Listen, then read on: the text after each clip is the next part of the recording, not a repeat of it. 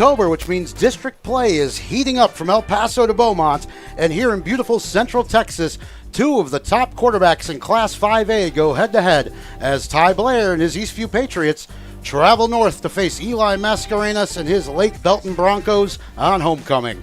Hello once again, everybody, and welcome to Friday Night Football on the Vype Live Network. I'm Rob Jaskula alongside my broadcast colleague Tyler Ulsis, and you are looking live at Tiger Field in Belton, Texas, where we are readying for a big kickoff in District 8. Last week on homecoming, it was an instant classic for the Eastview Patriots, coming back from a 16-point second-half deficit and scoring the last 20 points unanswered against Glenn, opening their district campaign with a key win.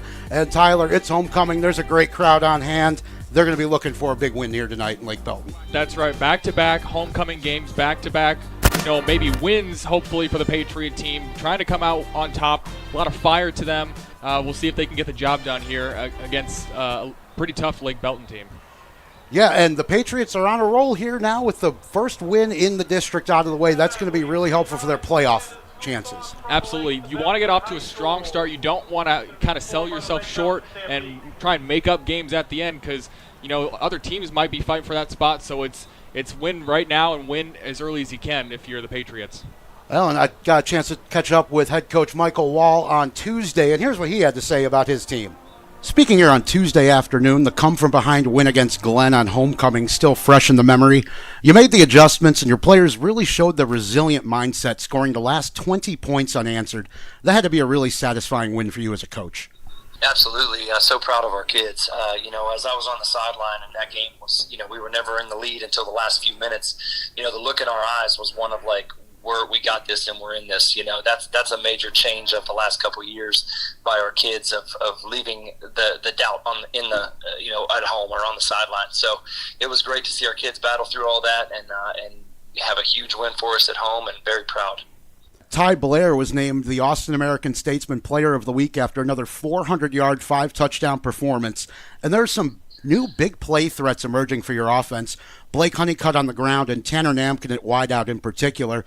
Namkin has 378 yards receiving and 3 touchdowns his last 2 games. Feels like your offense is adding new elements every week. Yeah, we never know who's going to make that play, and truly the defense tells us where to go with the ball, if that makes sense, certainly in the passing game.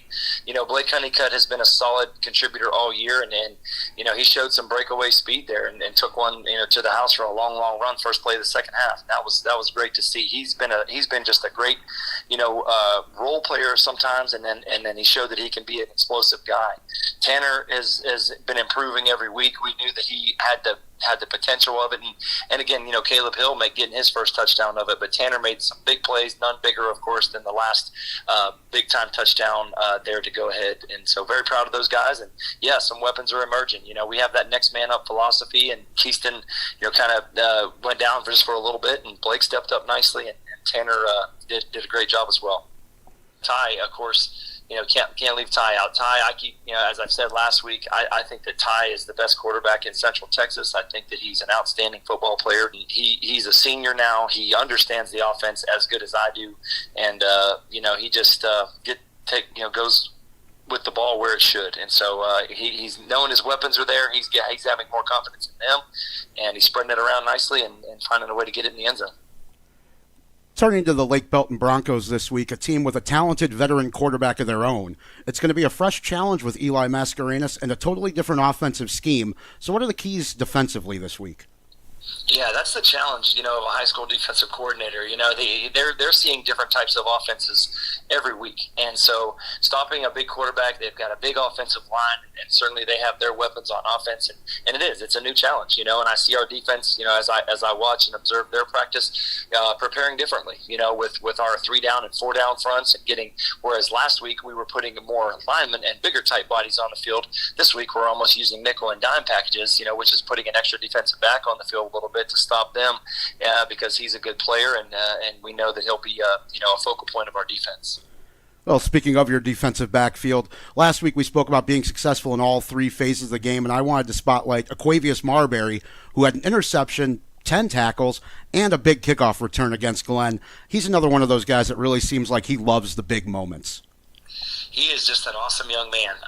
He recently joined us early in 2024 and has been just an absolute welcome addition to our team. He's a great young man. He comes in here and just shows his athletic prowess from day one. And we knew early in spring that this dude was going to be a dog for us, and he absolutely is. He's on our kickoff. He barely comes off the field on anything defensive-minded. And, yes, making plays, breaking passes up. He's a physical kid. He can run and cover all over the place. And we're definitely glad he's suiting up for the Patriots each week. Well, Tyler, we have a very interesting game here with these quarterbacks, and looking at the numbers here, between the two of them, 22 touchdowns against 1 interception, taking care of the ball. That's always nice to see. Well, like you said, with Ty Blair coming to this one, back-to-back games of 5 touchdowns and 400 yards. You heard Coach Wall say it right there. Best player in Central Texas, in his opinion, and we'll see if he can go 3 for 3 on that stat line tonight. Coach Wall, former offensive coordinator at Lake Travis, he knows his way around a passing game. And he's got a great attack there. And when I had a chance to catch up with Lake Belton head coach Brian Copp, he had echoed those same sentiments. Entering this week 2-2 on the season, 2 one-score games in the last 2 weeks, and your game with the widest margin was actually the one that went to overtime. So it's been a bit of a wild season so far, but your team really seems to have the mentality to play in these close games. Yeah, we do have some talent. We got to come together as a team. We can't play as 63 individuals, and so we got to continue to work on that. Our coaches and our kids have to continue to do those kind of things day in and day out. And this week's theme is respond and step up. We got a great opportunity to do that for all of our kids and our coaches, and we've had 3 good days of practice, and really looking forward to another challenging opportunity on Friday night with a really, really good Eastview team. Everyone's really excited this week to see 2 of the best veteran quarterbacks in Central Texas. And for you, Eli Mascarenas, he's thrown 9 touchdowns to 5 different receivers, hasn't thrown an interception this season, and has 4 more scores on the ground. How important has his play and leadership been to your team? Our quarterback play is what makes us go. Yes, we have some talented wide receivers, but we got to be able to, all of our quarterbacks, we have to be able to manage the game and put them in. We got to win first down this week. That's got to be a key deal to stay ahead of the chains. If we can do that, I feel like that's going to give us the best chance to win. Eli's an outstanding kid. I coach our quarterbacks. It's a lot of fun to be around him. He's an outstanding individual. Along with Maverick Maddox, our other quarterback, is another great kid, and really looking forward to watching them grow as the season goes on. A few underclassmen have been big contributors on your offense, especially Zion Dupree, the freshman who's second in the district in rushing. So his development has to have been fun to watch so far this year. Yeah, it's been fun. We debated about where to put him up or keep him down, and I think we've made the right decision. He is, a really, really a good kid, and has fit into our team really, really well. And I'm proud of that young man. And on the other side of the ball, your defense have been real ball hawks. 7 interceptions through 4 games, led by the 6'4" senior corner Xavier Wells. He and Adam Constancio have been real do-everything players on your defense, and they've got a big game ahead of them against a very effective Eastview passing attack. Yeah, I have the utmost respect for Mike Wall and his offensive mind. He does an outstanding job. He did it when he did it at Lake Travis. He's done it at Willis.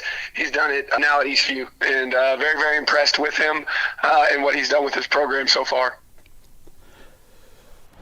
Well, Tyler, you heard it there from Brian Copp. He's got a lot of respect for Mike Wall and these Eastview Patriots, but that talented freshman, those numbers don't lie. Yeah, Zion Dupree, 61 carries per 413. He's got a couple touchdowns to go along with it. We talked about quarterbacks. Let's not forget about the running backs. You talked about for Eastview as well. Keyston Rainey, Blake Honeycutt, how those guys are going to work together, and Zion Dupree as well. How is this running attack going to look for both these teams? Will that be the deciding factor in this game? I had to chuckle to myself when I was talking to Coach Copp. I had those numbers in front of me. They were debating bringing him up. He's averaging over 100 yards per game here as a freshman. So very excited to see him play. And with this Lake Belton Bronco team, a very balanced offensive attack.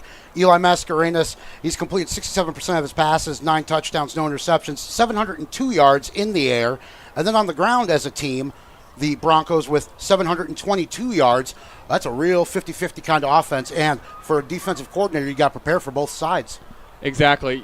You never know which way the attack is going to come from, and that, as a defensive coordinator, really has to scare you. And I wonder what the thought was going through the midweek, you were talking about all the different looks that Eastview is throwing at them, going nickels and dimes, and what are we going to do on defense, I think has to be the question. You have to instill confidence in that defense, get the mental side of it first, then you can get the physical behind it, get those reps going with muscle memory. Last week playing against the Glen Grizzlies in their slot T offense, and then coming here, the shotgun spread, a more traditional modern offense from Lake Belton.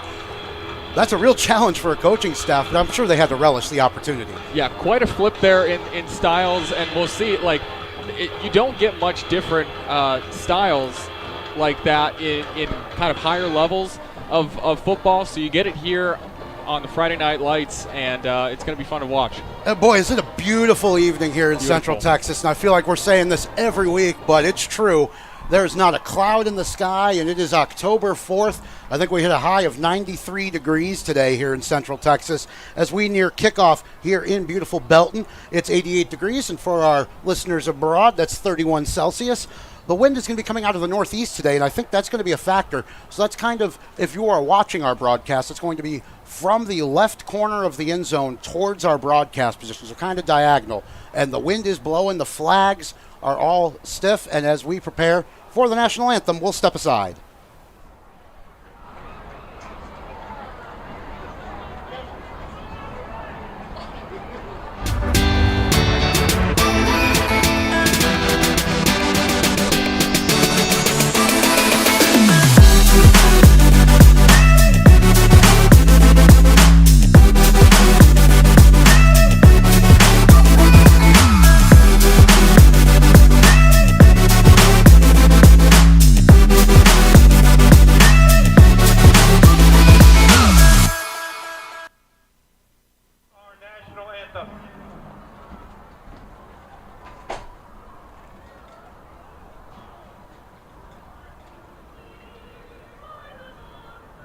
Where's the flag?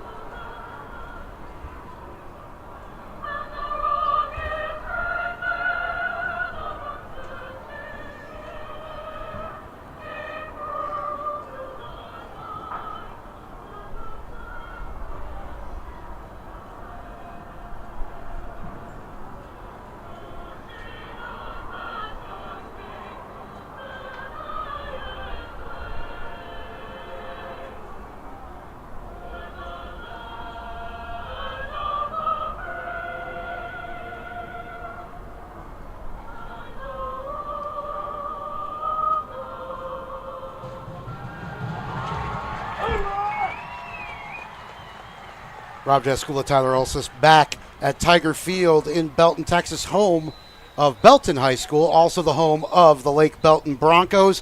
And in District 8 of Class 5A Division 1, a full slate of football games this evening.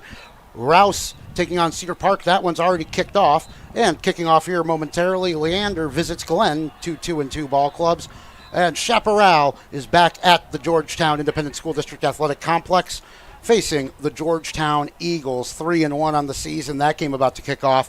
And, of course, the big crosstown game looming in 2 weeks for the Eastview Patriots. The sun is starting to set here in Belton. The lights are on. The field is entirely covered in shadows. And, well, Tyler, I didn't really mind it. It was, again, beautiful, sunny, not a cloud in the sky, a little bit warm, but for an October feeling, I don't think you could ask for much better weather during your homecoming game.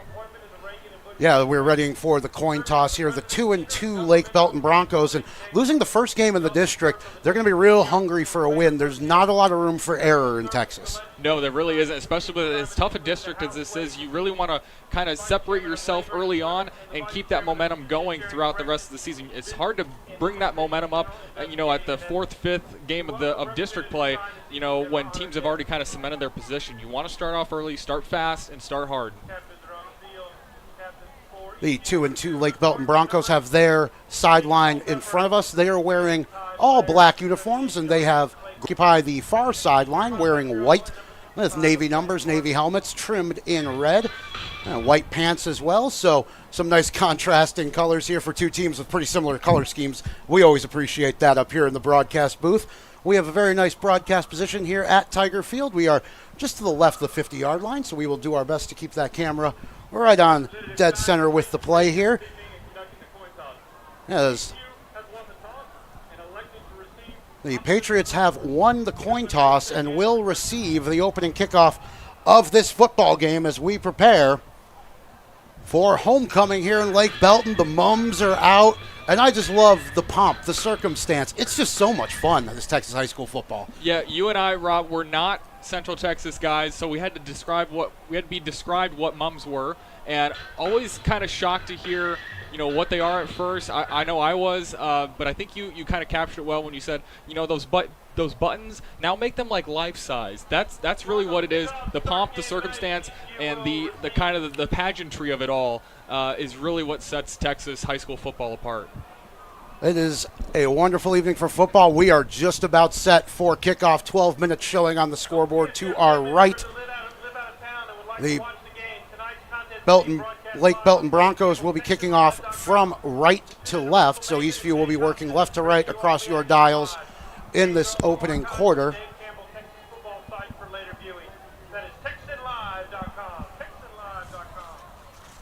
As we get ready to start the game here, there's my Lake Belton roster. I've got too many pieces of paper here in front of me. My stat packs I printed up were 19 pages each. I think I went a little overboard this week, but we are just about ready to go. Austin Robello, the senior, will kick off with the wind blowing from his right to left, and we're underway on homecoming here in Lake Belton. Kickoff is off to the left-hand side. It's going to be McKinnon Thorpe on the return for the Patriots. He's across the 20, but not a whole lot more than that. And Eastview will start their first possession of this ball game from the 23-yard line. And Tyler, I think we saw there the ball held up a little bit in the wind. It is blowing pretty strong today. It did, just a little bit, just to notice it, and good recovery there. Kind of as a returner, you're kind of set back, almost expecting it to go back to your 5-yard line, then kind of had to adjust there last minute, and good coverage as well, not to let him break one off. Ty Blair going to work from his left hash. 20 is Blake Honeycutt. He's going to roll to his right, looking to throw on first down. Has a man mid-range, but it does fall short and incomplete on the near side. He was looking for the senior tight end, Luke Martin. And that one just a little wide, a little long, a little low. Yeah, you saw what he was trying to do, roll to the right and throw to the right as well. All the receivers kind of flooding this way towards the sideline. Left hash, we are just underway here in Lake Belton as Ty Blair looks to throw from a full spread set. He has his man Honeycutt left side, only about 2 yards there. And they'll bring up third and long, but a positive play. Positive play, good stick, though, from Honeycutt as well. That brings up third and long. Ball will still be on the left hash as the Patriots face their first third of just about taken over at Tiger Field. Two receivers left, 3 to the right, empty backfield for Ty Blair. He's going to send a man in motion into the backfield. It is Honeycutt, so trips to the right, 1 to the left. Lake Belton showing blitz from the right side, and Blair noticing it and changing the play. As here comes the 3rd and 8 pass from the right side as Blair rolls. He has a man. It is knocked out of the hands of Caleb Hill, and, well, he wasn't going to have first down yardage anyway. No, wasn't going to have a first down. Could have made it a 4th and maybe 5 or so, but nothing doing there. Good stop here from Lake Belton to kind of get him a 3 and out and get the ball back early. So 2 weeks in a row, the Eastview Patriots have gone 3 and out on their opening possession. And, well, last week it led to a classic, the 46-42 game against Glenn. Senior backup quarterback Ryan Miley is the punter for the Patriots. He is a lefty and stands at his own 11-yard line. 2 men back for Lake Belton, including the talented junior Braxton Copp. He's their big return man. The kick from Miley is a good one, and it's going to be fielded by Copp. He bobbles it a little bit and doesn't have a lot of running room and is brought down immediately. A nice punt there with the wind. With the wind, and I wonder if that kind of ball trajectory led to Copp kind of bobbling that. You saw him kind of stumble it and just kind of, tuck it in, not worry about the run. Smart play from Copp and securing possession first and foremost. So we get our first look at this Lake Belton Bronco offense led by the talented senior Eli Mascarenas, and he's a player we've been really looking forward to seeing all week. The Broncos will start at their own 39-yard line operating on the right hash. Mascarenas will begin with 2 receivers to the right, 1 to the left, a lone man in the backfield, and a single tight end in the wing back spot. The quick snap goes out to the right, the quick throwing play, and it is actually Maverick Maddox, the junior, who starts the ball game for Lake Belton. So throwing us a little wrinkle there from the very first play. 3 yards on first down, and they'll bring up second and a long 7.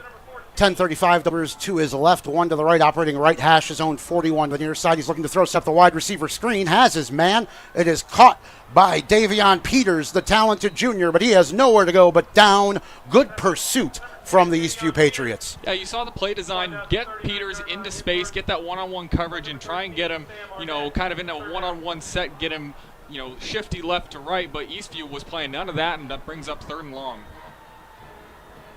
And folks, just to prepare you guys, at the next change of possession, our stream will go dark for about 30 seconds, but we will come right back. We're having a few technical issues here. 3rd down and 10 for the Broncos. They're going to run the reverse. It comes back out to the near side, back across the 40, and nearing midfield, near the first down marker, is Zion Harness, but I don't think he got there. Looks like he's about 2 yards short. Yeah, just a full yard short.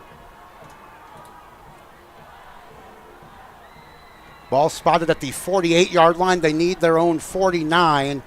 It is a bit of a long 1 yard, but I don't think there's any doubt here that they're going to be going for it on 4th down. No, this is a new type of football. Even in your own end zone or your own side of the field, if it's 4th and 1, you got to go for it. Davion Peters in the Wildcat is going to take the... Broncos 8, Mitchell with the defensive coverage.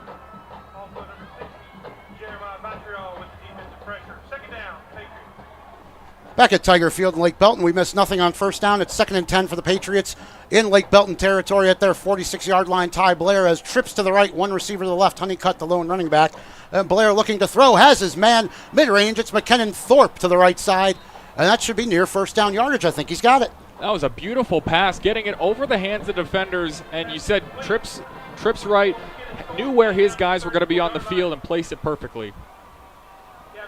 Folks, we do appreciate your patience. I do think we have the stream fixed here, and we are good to go. Ty Blair, 1st and 10, 2 receivers to each side, 1 running back operating from the right hash. He's looking to throw right. He's going to pull the ball down, but they had the spy on him, and that's a nice defensive play by the senior Ty Green. And, well, Blair decided to pull it down and run. That was probably the right choice, but they had the linebacker right there. Yeah, great job kind of, sticking still. You want to kind of break down as a defender and get in a tackle stance, and he did just that. Didn't let Blair shake him out of his shoes. 2nd and 10, Patriots in Lake Belton territory at the 34, right hash. Blair's going to give to left side and Honeycutt. Honeycutt sweeping around the end. He has the first down and is inside the 20. Looks like the ball came loose, but he was already out of bounds. It's going to be a first down and a first red zone opportunity for the Patriots. We did see a flag towards the late end. I wonder if that's going to be a hold on the wide receiver. That's kind of usually in the realm. And it is, yeah. Well, good call there, Tyler. There was a lot of running room on the left side, and now we know. I was talking to one of our Vype colleagues, Steve Foster, who's usually on the Bowie Bulldogs podcast. He was a running back at Princeton. He said going around left tackle to the short side of the field is a running back's favorite play, and that was a nice run, but it's called back. 2nd and 12 for the Patriots, 36-yard line. Ty Blair looking left to throw. Has a man. Oh, is broken up. Intercepted? No, just broken up. Boy, that was a dangerous throw into traffic. Dangerous throw, and had me convinced it was an interception, but they're going to say dropped at the last minute. Had to kind of backtrack as a defender. Would have been a heck of a catch as an offensive player, but defense just coming up short there. Aiden Mitchell, the junior cornerback, with a very nice play anyway, forcing a 3rd and long for Eastview. It'll be 3rd and 12. They are in Lake Belton territory at the 36-yard line. They need to get down to the 24. There's 8:26 to go here in the opening quarter. 3 receivers right, 1 to the left for Blair. Honeycutt, the lone running back. Blair with the play action, has a man over the middle, and Tanner Namkin can't catch it. It bounces off his hands into the air, and I think they're lucky it didn't get intercepted. Yeah, just a bit too high there from Blair, trying to get the guy, out of the reach of the defensive back who was sort of behind Namke, and you saw it there that, it had it tipped. Defender was right behind it. Could have been a interception there. Instead, it looks like they're going to go for it here on 4th down. 4th down, they need 12 yards. Ty Blair has 2x2 receivers, left hash looking to throw. Pocket is good, but now it's starting to collapse. He's scrambling around. Will he be able to get the throw away? Oh, he does, but he throws it right up in the air, and it is intercepted. Oh, this is dangerous into Patriot territory. Is number 52, the senior defensive lineman, Zion Williams. He made a nice play. That just fell right into his breadbasket, though. Well, way to be alert, Zion Williams. Comes over and shows the student section here. This homecoming crowd is packed, and they are loving it. My goodness, what a play to keep your eyes up and know where the ball is. And just a unlucky play there for Blair. I played some defensive line in my day. That has to be the moment of his season, getting to come up with the interception there. Nice play on 4th down, and so also instead of falling incomplete, that's a 20-plus yard return. Can we talk about the return? Get him in the backfield, coach. The Lake Belton Broncos will start at the Eastview 41-yard line. 8:05 to go, opening quarter, no score. 3 receivers to each side. Fun formation. They're going to run the wide receiver screen again. Oh, it's a pass, and there's a man downfield. Wide open is Takoa Martin. Oh, was he unable to come up with it? Oh, my goodness. He dropped it, kind of thinking about everyone in their stadium holding their breath. They saw what was unfolding, and, boy, he was just so unlucky. His feet were going faster than his hands. They ran the wide receiver screen to Ty Green, which we've already seen them run once or twice on their opening series of the game. And well, running the pass was a great play call, and the man was wide open. Absolutely, trying to hit the home run right after the big interception, and just didn't work out for him. 2nd and 10 for Lake Belton. Ball spot in the middle of the field. They are at the Eastview 41. Play action pass over the middle. There is a man. It's Davion Peters. He's inside the 20. Breaks a tackle inside the 15. He's brought down at the 10. And he's their big play receiver. We saw it right there. Yeah, you can see why they wanted to get him into space early on in that first series. That's what he can do. You give him a couple yards, he's going to take 5 to 10. And shaking a couple guys out and gets them down first. And I think they're going to say 1st and goal here, not bringing the chains out. Well, Maverick Maddox with a nice throw over the middle. That's 31 yards to Peters. Ball left hash. 1st and goal to go. He's looking to throw left and, well, went right back to him. It's Peters for the touchdown, right over the middle. Almost looked like the same play in Eastview. Defensive backs just had their eyes in the backfield, and Maddox says, I'm going to throw right past you, and Peters in the end zone. They got to the line quickly there. 7:25 to go in the opening quarter, and, well, the Lake Belton Broncos, they turned the turnover into points. That's exactly what you need to do. When your opponent gives you gifts, you turn them into presents for yourself, and that's exactly what they did. Had excellent field position after the return, and Eastview down 7 here, or excuse me, down 6 so far. Won't speak too soon. Here in a hostile Lake Belton environment. Tommy Stevens, a senior kicker, has missed an extra point this season. The ball is spotted down, and his booming kick is true through the uprights. So it is 7-0. Lake Belton leads. 7:25 to go in this opening quarter. And on homecoming, the Broncos strike first. Broncos lead the Patriots 7-0.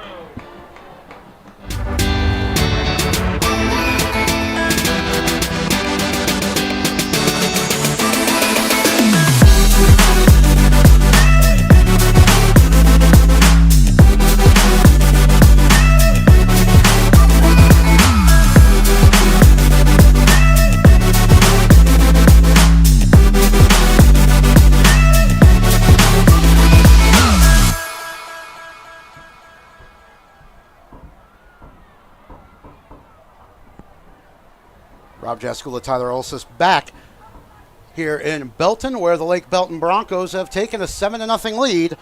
Maverick Maddox, the junior, the surprise starter at quarterback today for this Bronco team, finds Davion Peters for 2 passes, 41 yards in total, the 10-yard touchdown pass to open the scoring here this evening. Austin Robello to kick off for the Broncos. This kick is a good one. It's going to send Aquavius Marbury back to his own 5. He's just going to let it bounce into the end zone. There's a touchback, and smart play there. No sense catching that on your back foot. And very smart there, and kind of good teammates right there behind him saying, don't go grab it. It did bounce and almost die towards the goal line, but good job letting it go there, and we'll start at the 25. Well, Ty Blair just threw only his 2nd interception of the season on the previous drive, which led to the Lake Belton touchdown. Let's see what they dial up here on the Patriots' 3rd possession of the game. They're going to set up in the pistol double wing, one wide receiver to each side.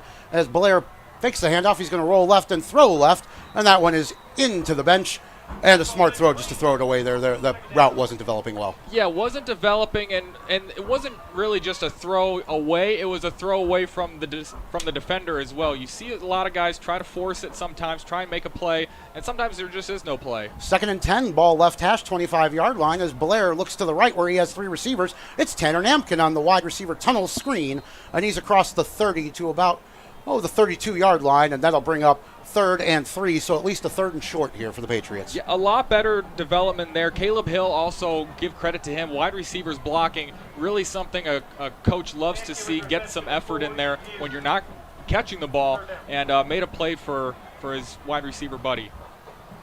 2 receivers to the left, Martin in motion to the near side.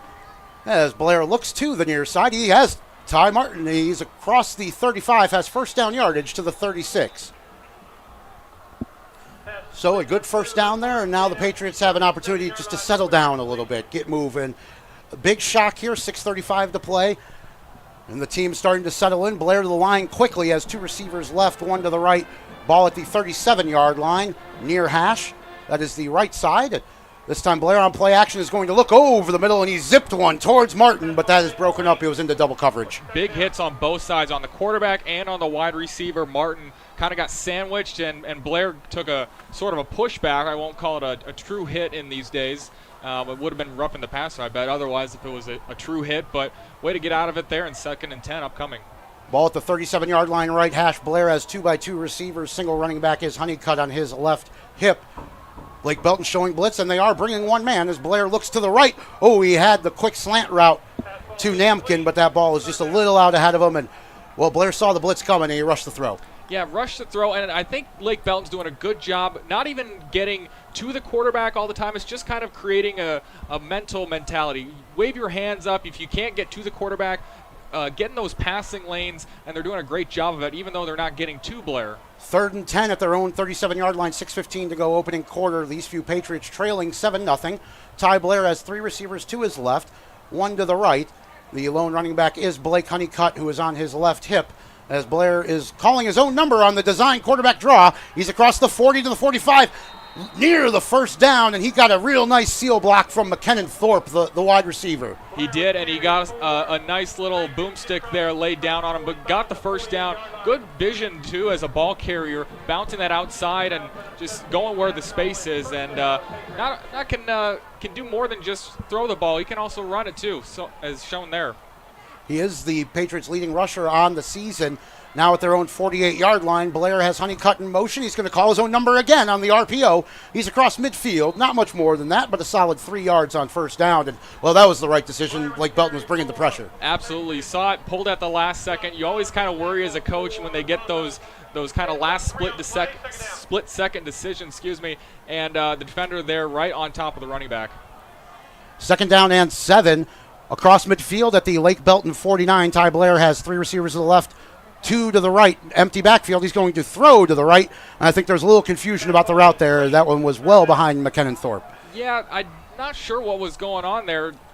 It almost looked like the ball kind of slipped out, but yeah, it could have been the route as well. It was just kind of off from the start there.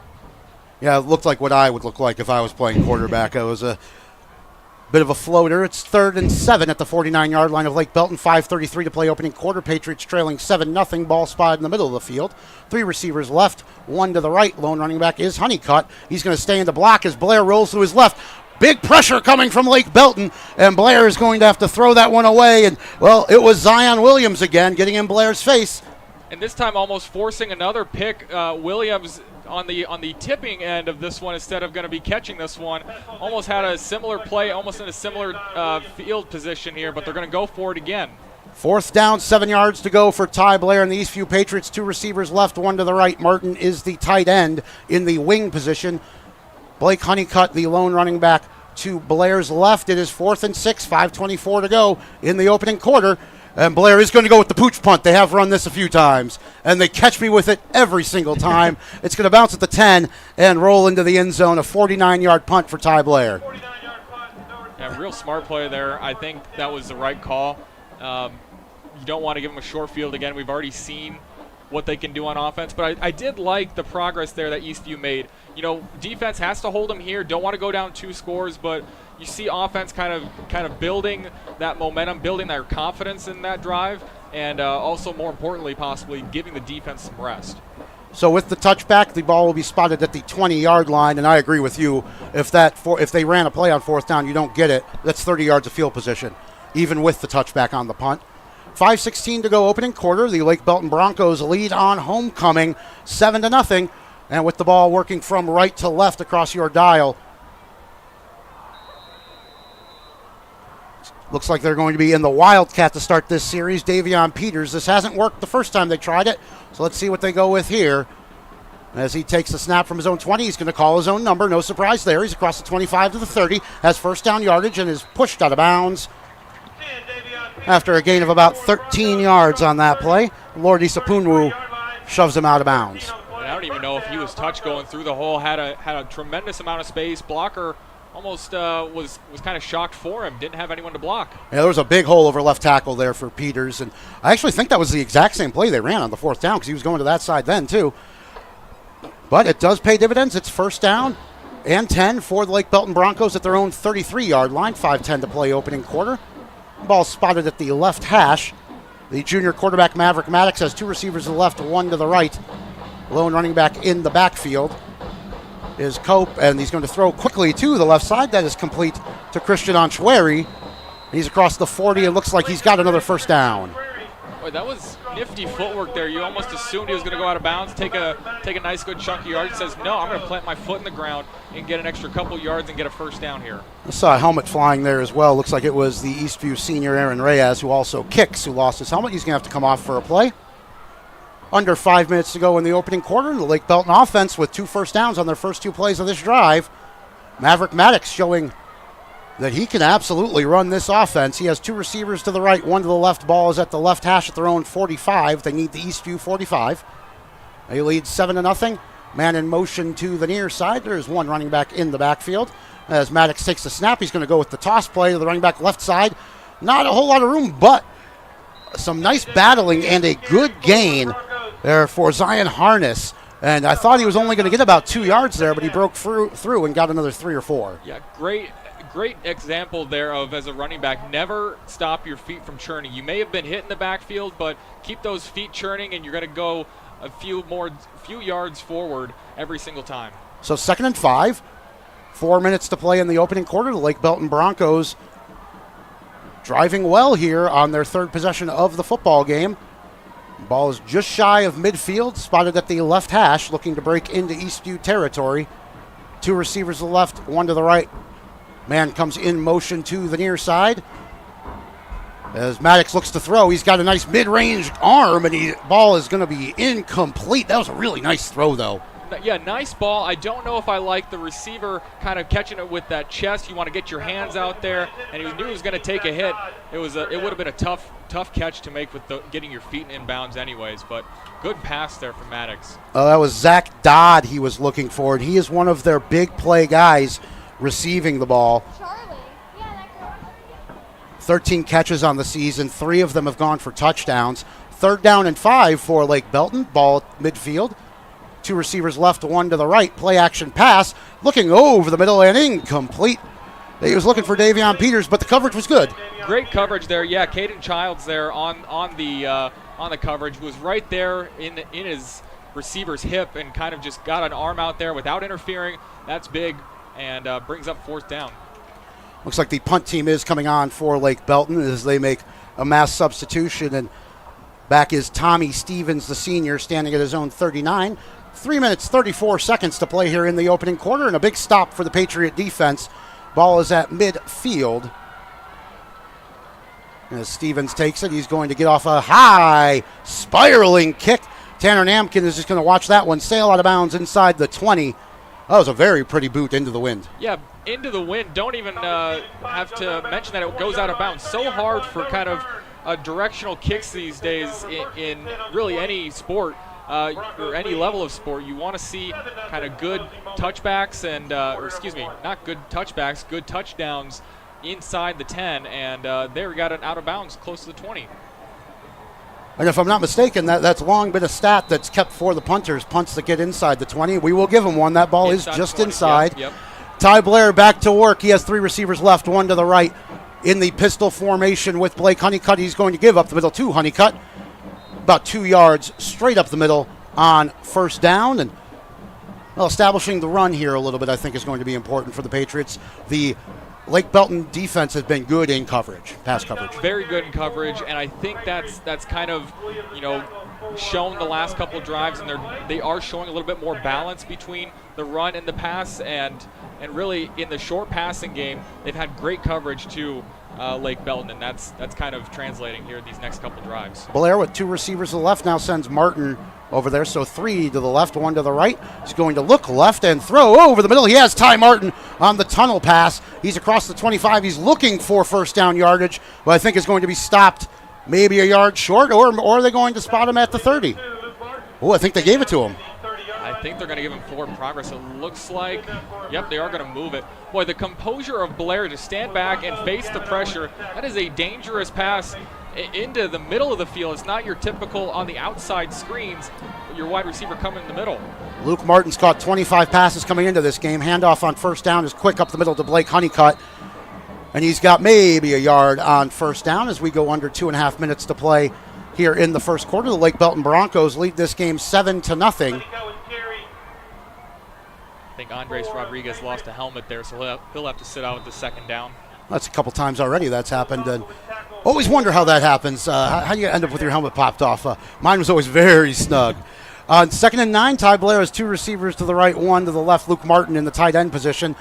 Blair is going to fake to the right. He's looking to set up the screen to Luke Martin, and he put that one down in his feet. The play wasn't developing. He threw it away. Just safe, get to the next down, and you got a 3rd and long here.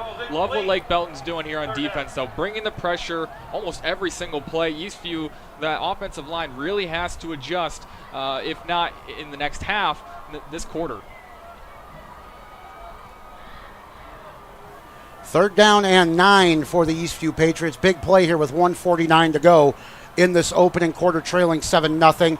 Ball spotted at the left hash, 31-yard line. 2 receivers to the right, 2 to the left for Ty Blair. Blake Honeycutt has seen all the snaps at tailback today. And it looks like Michael Wald doesn't like what he sees. He emphatically calls timeout.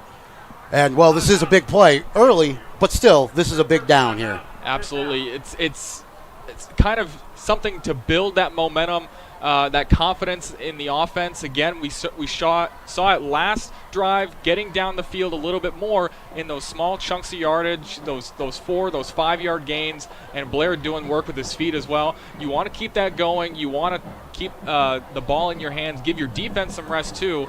It's only a 7-0 game, but it could be much worse if you're Eastview. Got to capitalize here. And even though the Eastview defense forced the punt on the last drive, there were about 7 or 8 plays there that Lake Belton was able to run. They got a few first downs before forcing the punt. So, yeah, I agree with you that a little rest here would be nice for this defense. 1:49 to go in the opening quarter. And, boy, it got dark really quick out here today. We are nearly fully dark. And the days are getting shorter if the weather's not cooling down quite yet. No, I talked to a buddy of mine up in South Dakota, where I'm from originally, and he said they had frost on the houses this morning. I don't know if I would take that weather, but it does sound nice, cooler temps. It is a beautiful evening here in Central Texas. 3rd down and 9 coming out of the timeout. Ball left hash. 3 receivers to the right, 1 to the left for Ty Blair. Honeycutt, the lone running back. Blair is going to roll to his right, looking to throw, looking deep downfield, has a man. Ooh, and it's just in and out of the hands of Sam Williams, the talented freshman. That was a long throw, and that ball hung up just a little bit too long. It did. You saw him kind of slow his momentum and kind of run into the defender. Not enough for an interference, and I think that's a good no call from the referees. Just kind of that 50-50 ball, a little bit of contact from either side, forces the punt. Well, Sam Williams, in his first action on varsity last week, caught 2 passes for 18 yards and really sent the crowd into a frenzy. We had the whole freshman football team sitting in front of our broadcast position. He's really making the most of his opportunities. Unable to come up with that one there. Ryan Miley is back to punt on 4th down and 9. He gets off a very nice end-over-end kick. It is taken by Copp inside his 40, and he's going to call for a fair catch at the 38. So 1:33 to go in this opening quarter, and well, a big defensive series again here for Eastview. Yeah, and not necessarily a short field, but a short infield. You don't have them back at the 20. You're setting them up at the 39. Minute 33 to go in this first quarter, and you want to kind of keep the score as is. Keep it 7-0. Maybe give your offense some time to rest. Kind of get things sorted over. That defense has done a good job, kind of later in the series against Lake Belton. Kind of, you saw them force the fourth down last time. You saw them force the turnover on downs early on, and you want to see if they can keep that momentum going. Ignore the touchdown that they already scored, and just keep your head to the grindstone. Lake Belton starts this drive at their own 39-yard line, and Maddox will hand off to the running back and up the middle across the 50-yard line. First down yardage for Takawa Martin. That's a big play on first down in the first play of the series. Big play. Martin just hit the hole, and that's a huge first down play. 14 yards on first down and into Eastview territory. 1:15 to play in this opening quarter. The Eastview Patriots trail this one 7-0. It is homecoming here in Belton for the Lake Belton Broncos, who have two receivers to the left, two to the right. Ball spotted in the middle of the field. And looking right is Maddox, has a man on the quick slant. It's caught, and out near another first down is Davion Peters. Good route. Yeah, sharp pass to Peters, and you saw him quick catch, turn, and the hip movement, the flexibility, the agility of Peters to get those hips turned around and turn on the speed showed there and got him a first down.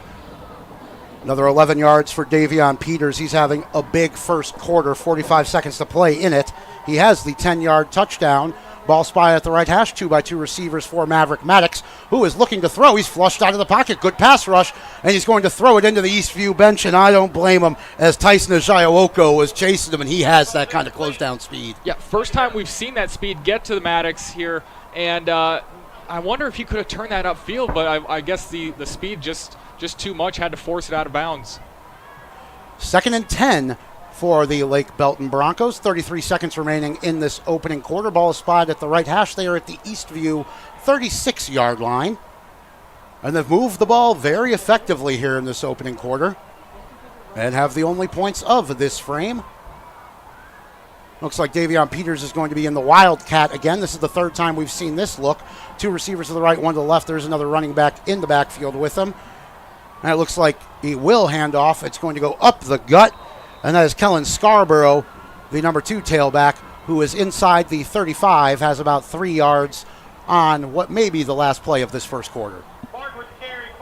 And not a whole lot of play diversity in there in the Wildcat. It's usually a direct run or a handoff there. And you saw a couple Patriots on the sidelines waving a couple guys to get into the box and only shorten that to a 2-yard gain. Well, they've run that 3 times in the opening quarter, which has now come to an end.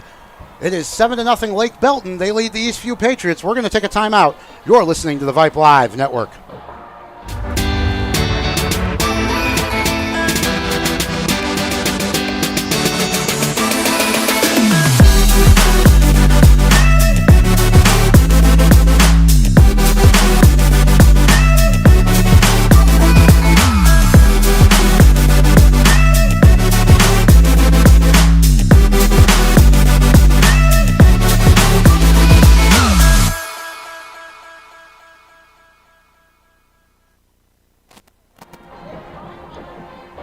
Rob Jaskula, Tyler Ulsis back at Tiger Field in Belton, Texas, where the Lake Belton Broncos lead on homecoming over the Eastview Patriots 7-0. And Tyler, last week I was talking to Coach Michael Wall for Eastview, and he said he wants to score 50 points every game. They got a long way to go. Shut out in the opening quarter here. And if you're Lake Belton, that quarter couldn't have gone much better, really.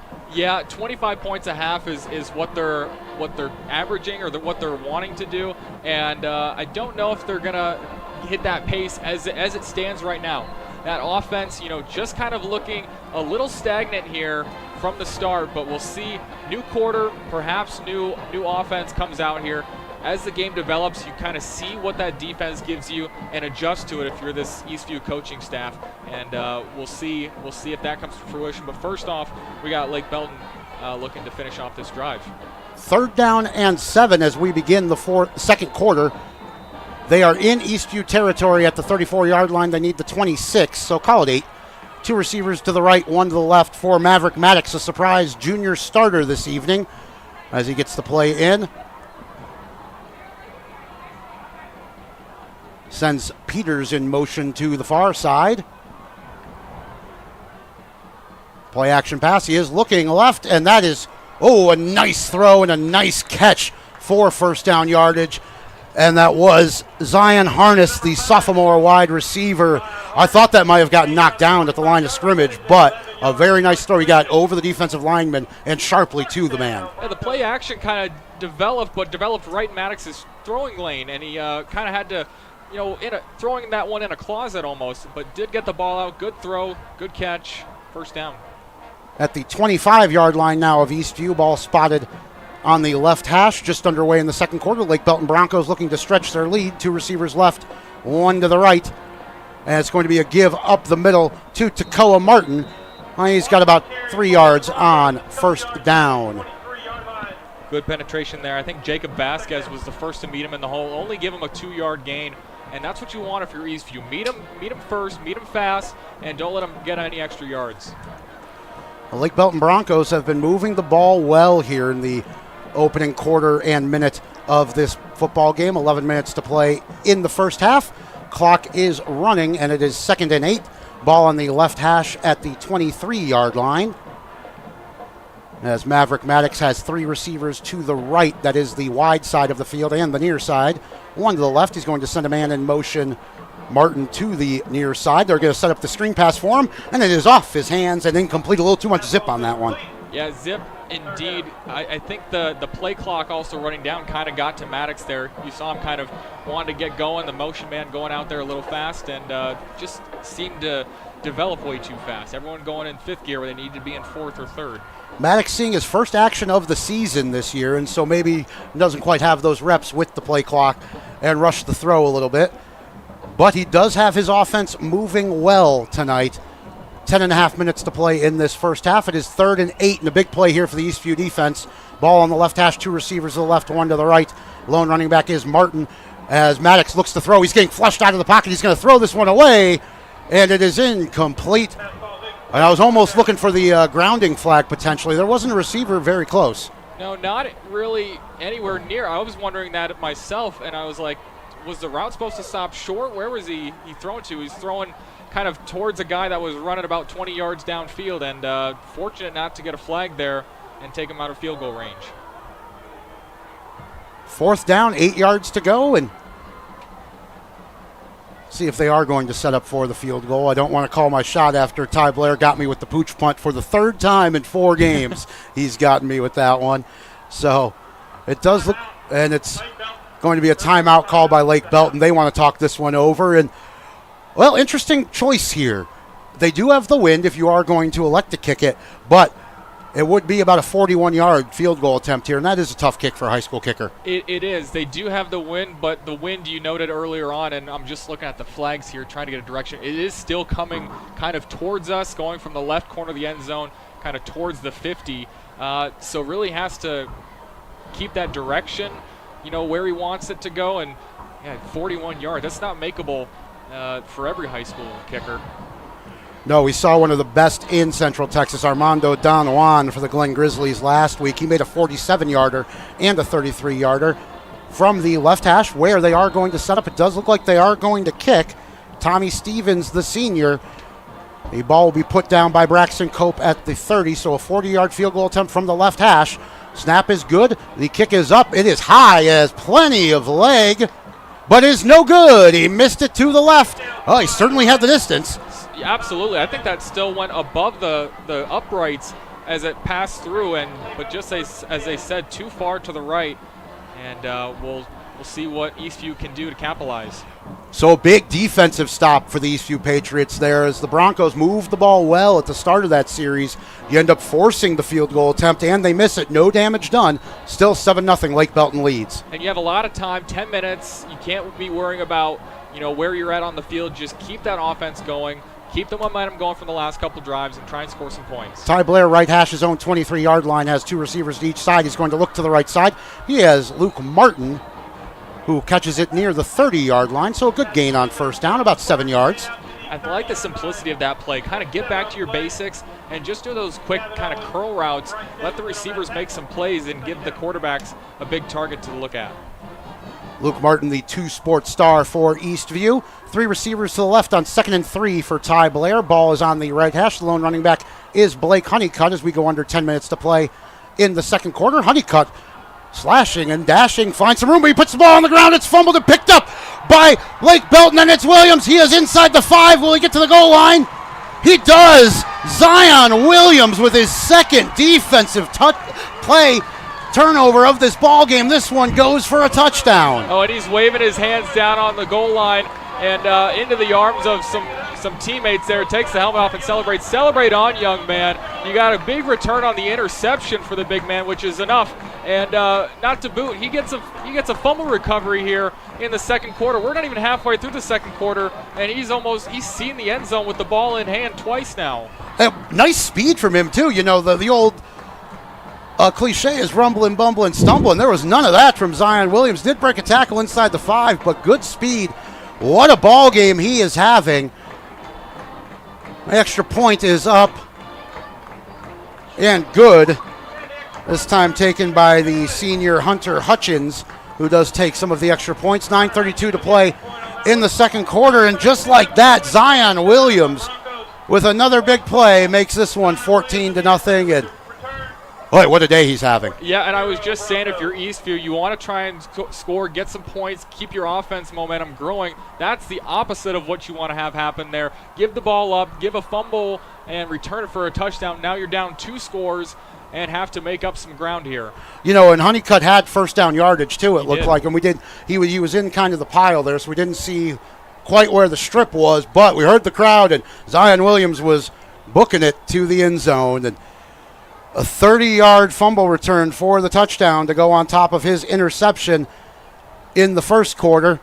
9:32 to go in the first half. There's a lot of football left in this ball game. Yeah, a lot of football, and if you're Eastview, don't look at the scoreboard in terms of the actual score. Look at it by the amount of time. You have so much time, 2.5 quarters. You get the ball back after halftime as well. Can't stress how important it is to score points right before halftime. Maybe you get kind of a 2-for-1 situation where you get the ball at the end of the second quarter, get at the start of the third. And if you're Coach Wall, I know you just want points at this point. You want to keep your kids engaged, down 2 scores, keep them focused, and try and come back. They're no strangers to excitement and coming back from down points, so we'll see if they can replicate that here. Came back from 16 points down in the second half last week, scored 20 unanswered to win the ball game. The kick is going to be taken at the near side by Tanner Namkin at his own 10. Has some running room to the 20, bounces off a tackle, and he's not going to get much further than that. Oh, a big hit laid on him there as he is pushed out of bounds. Well, by Jonathan Pasowich, the senior linebacker, laid the hit stick on him there. Big hit stick indeed. I mean, what a hit. I'm sure Namkin would have liked to have not taken that, maybe gone down the first time he was hit, but either way, 20-yard line is where Eastview is going to start this one out. No, he didn't make it any further after bouncing off the tackle. He ended up right where he had originally made it to. Ty Blair back to work, trailing by 14 points, 9:22 to go in the opening half. Left hash, 20-yard line, 2x2 receivers. The lone running back is Honeycutt. Blair taking this in more of like a 5-yard pistol than a full 7-yard shotgun. He's going to throw to the right. Bobbled and caught by Namkin. He has room along the left side across the 35 to the 40. Takes a big hit from Braxton Copp, but he's got the first down, and that was Caleb Hill. Yeah, another big hit there on Namkin, but the ball placement of that can't be understated. We were at the perfect angle for that, and I wonder if a fingernail the defender got on that one, but just out of the reach of him, into the hands of the receiver, and a big gain on first down. Nice strong throw from Ty Blair on the quick out route. 1st and 10 for the Patriots left hash at their own 43-yard line, under 9 minutes to play first half. 2 receivers to the right, 1 to the left is Williams. He's going to go in motion to the far side. Blair is going to fake the sweep to him. He's going to throw over the middle, and a big hit on Luke Martin. He can't hang on to the ball.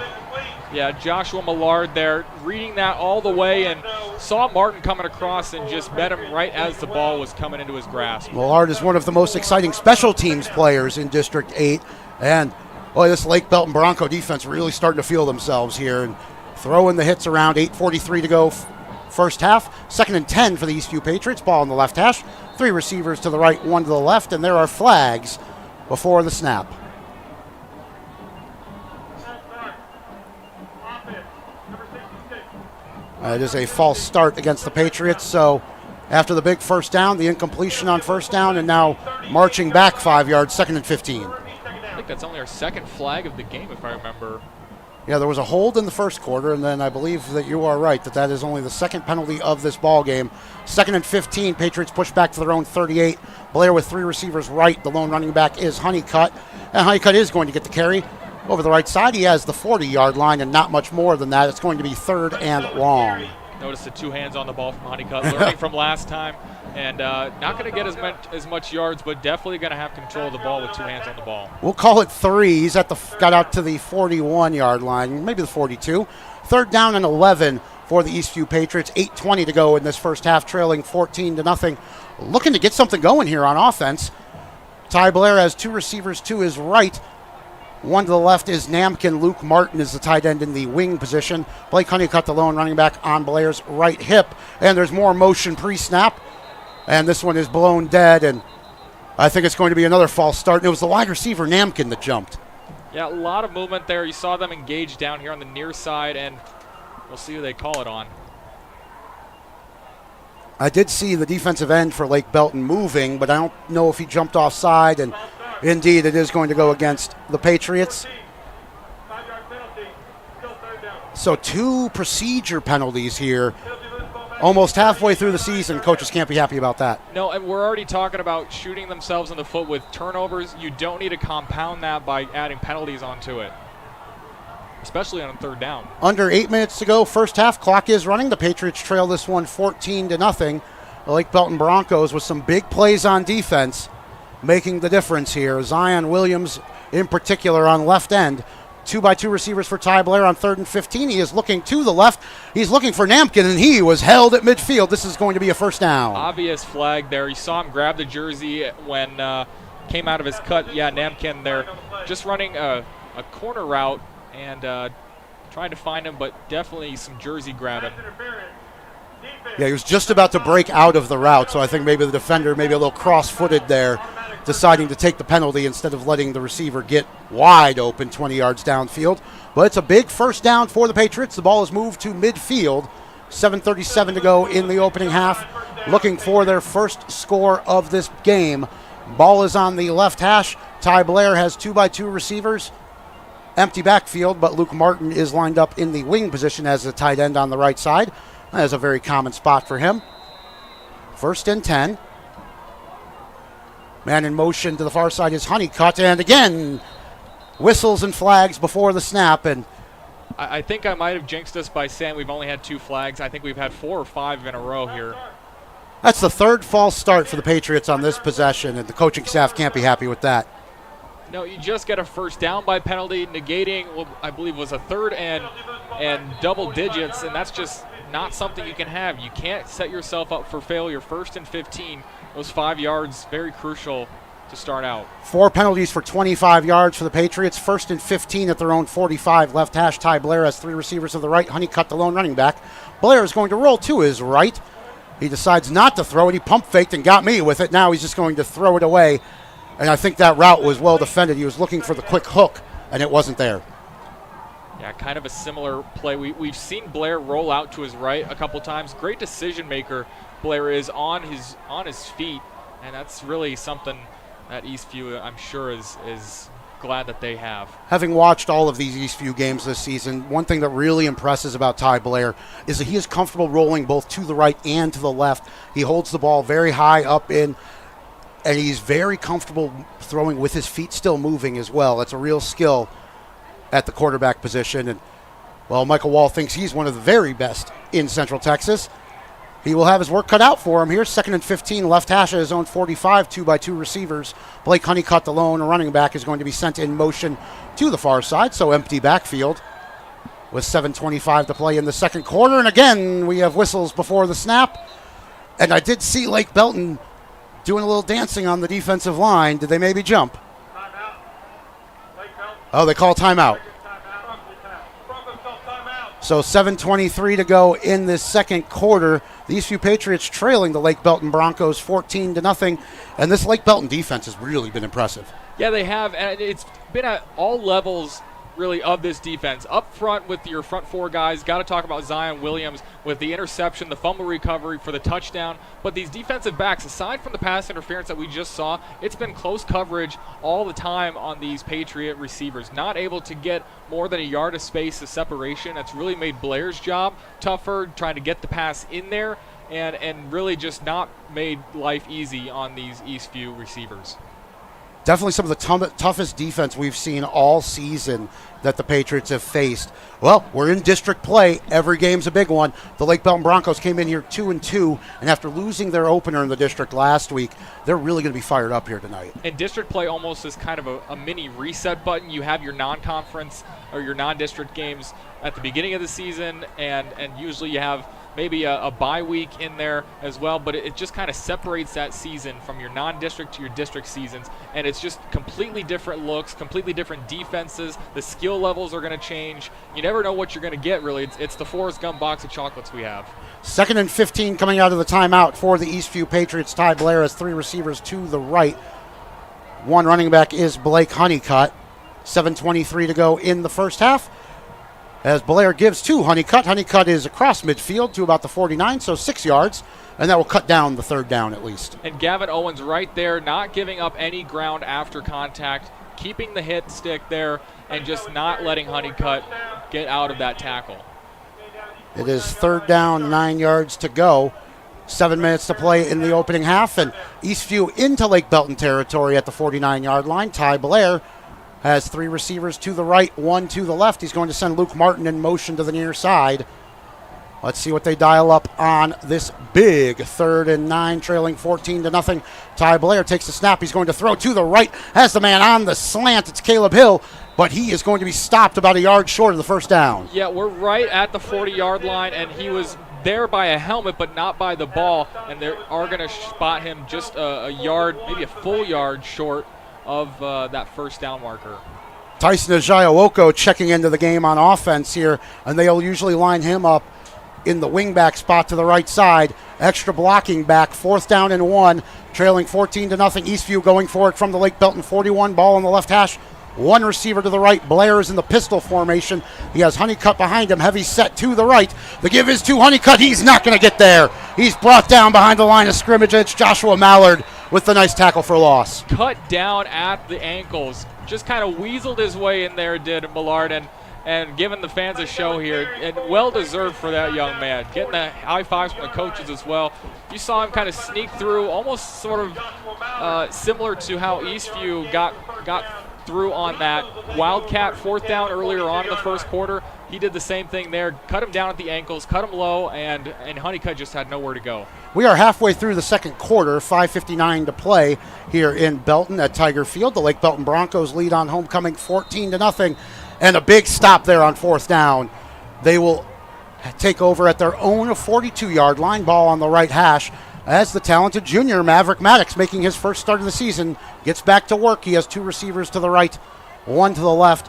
1 running back is Scarborough. He's going to throw to the right, has Davion Peters. He's across midfield, inside the 40, breaks a tackle, inside the 35, a big 1st down, and a nice throw there by Maddox. Yeah, nice throw on the ball placement. I'm not sure who the defender was, but he seemed almost impressed that ball got over his hands. He timed it perfectly, but the ball placement was just over his hands, and Peters takes it the rest of the way. You know, we had a great angle on that. I was getting ready for my interception call when I saw that he was 100% throwing that way, but a nice pass in the end. And the big play man, Davion Peters, only a junior, has a dozen or more FBS offers already.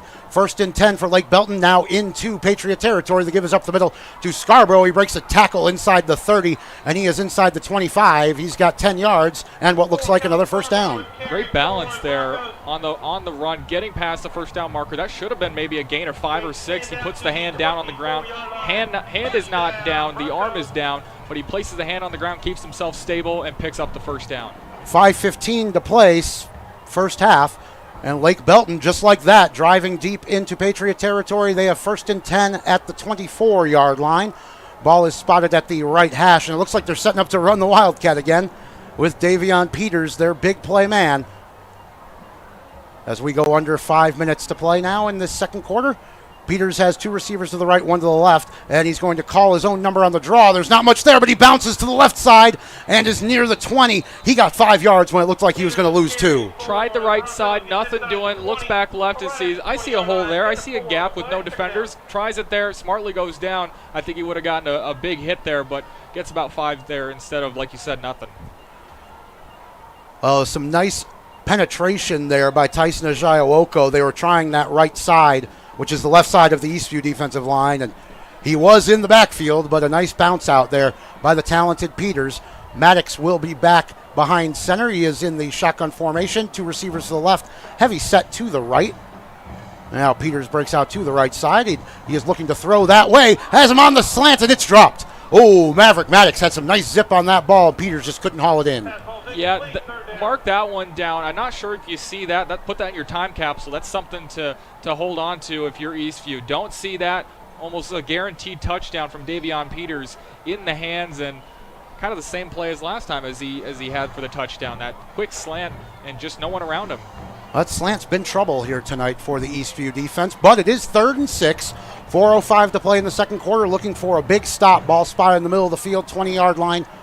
They need the 19. Maverick Maddox has 2 receivers to his right, 1 to the left, and 1 running back is Takoa Martin. He takes the snap on play action. He's looking to the right, has Davion Peters, and again, he can't hold on. He had some heard some footsteps there. Yeah, different result, or excuse me, same result, but different kind of environment for Peters, as who's coming up a little bit limp here. Took a shot right in the abdomen. So another big 3rd down stop for this Eastview defense on back-to-back drives. We are just under 4 minutes to play, 3:59 to go in this opening half. The Lake Belton Broncos are going to set up for a field goal attempt for their senior kicker, Tommy Stevens, who missed from 40 earlier. It looks like this will be about a 37-yard attempt. And from the opposite hash, this time on the right side, the wind is blowing diagonally across the field, and I think we're going to have a timeout here.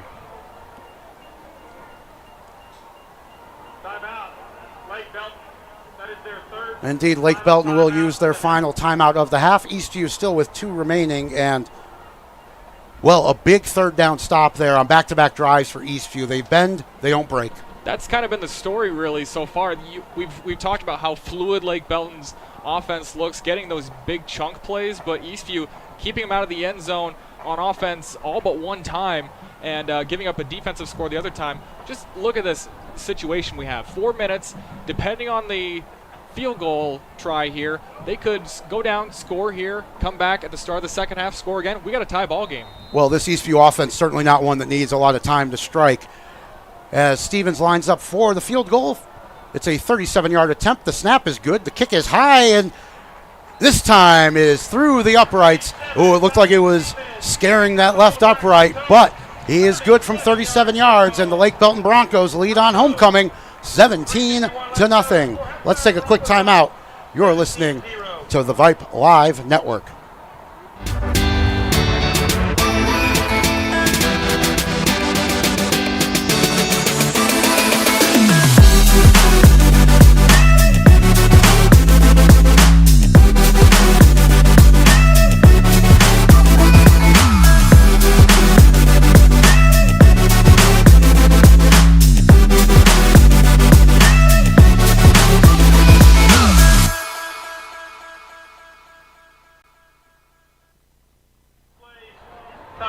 Rob Jescola, Tyler Olsis back in Belton, Texas at Tiger Field, where the Lake Belton Broncos have just extended their lead. It was a 37-yard field goal by the senior Tommy Stevens, and boy, does he have a leg. He does, and we talked about the first one not getting, so much of the direction on it, but definitely had the height on it, and it almost looks kind of simple for him out there. I wish I had a leg that size where I could just, kick it so fluid from 30, 35, 40 yards. I'm kind of surprised that he doesn't handle kickoff duties. It's Austin Robello, another senior, who does handle the kickoffs. 3:51 to play in the second quarter as he kicks off from left to right. And it looks like this one's going to go out of bounds. It bounces in front of Tanner Namkin. Here come the flags. Well, we just saw the impressive kick, and that one not so much. Not so impressive. Great field position for ECU. Can they capitalize on it? Offense has been a bit stagnant behind Lake Belton's defensive pressure. Down 17-0 early. can they get some points before halftime? Get a little positivity in the locker room.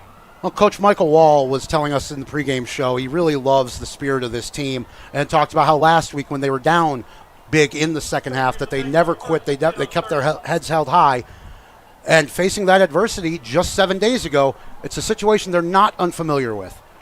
3 receivers to the right for Ty Blair as he gets to work from his own 30 following the kickoff out of bounds.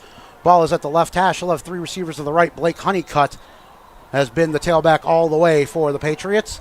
As Blair takes a snap, he fumbles it. It's on the ground, and it's still rolling around. Oh, it looks like the Lake Belton Broncos have recovered. And who else? Zion Williams, his 3rd turnover of this ball game. What a day he's having, but that one never should have gotten there. No, but check Williams' hands for magnets. My goodness, the kid is just a magnet for the ball. And that was just a disaster from the start for Eastview. On the 1st and 10, the ball hits the ground, and I don't know if Blair ever really had the snap there. I think it may have been bobbling a little bit, but the ball went down right in front of him, and it was Zion Williams having an absolutely monstrous day. It's the best defensive performance we've seen in any of our Eastview games this season. The Lake Belton Broncos leading 17-0 with 3:43 to go in the second quarter. Great field position. They'll start at the 25 of Eastview, right hash. Maverick Maddox, 2 receivers right, 1 to the left. He's looking to throw right. Has his man Dodd. Dodd is inside the 20 and pushed out of bounds after about an 8-yard gain, and they love that screen route with Dodd. They do, and what it takes to get that play in motion is wide receivers willing to block, willing to be unselfish, say, I'm not getting the ball this time, but you know what, I'm going to make a play for my teammate, and we saw it right there.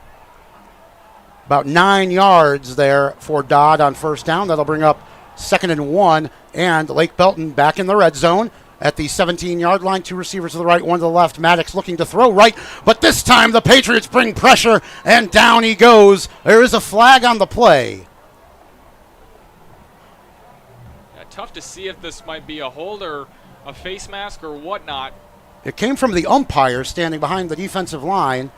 So we'll see what the call is. It looked like Aaron Reyes was the first man there, but there was a whole slew of Patriots in the backfield as they brought pressure.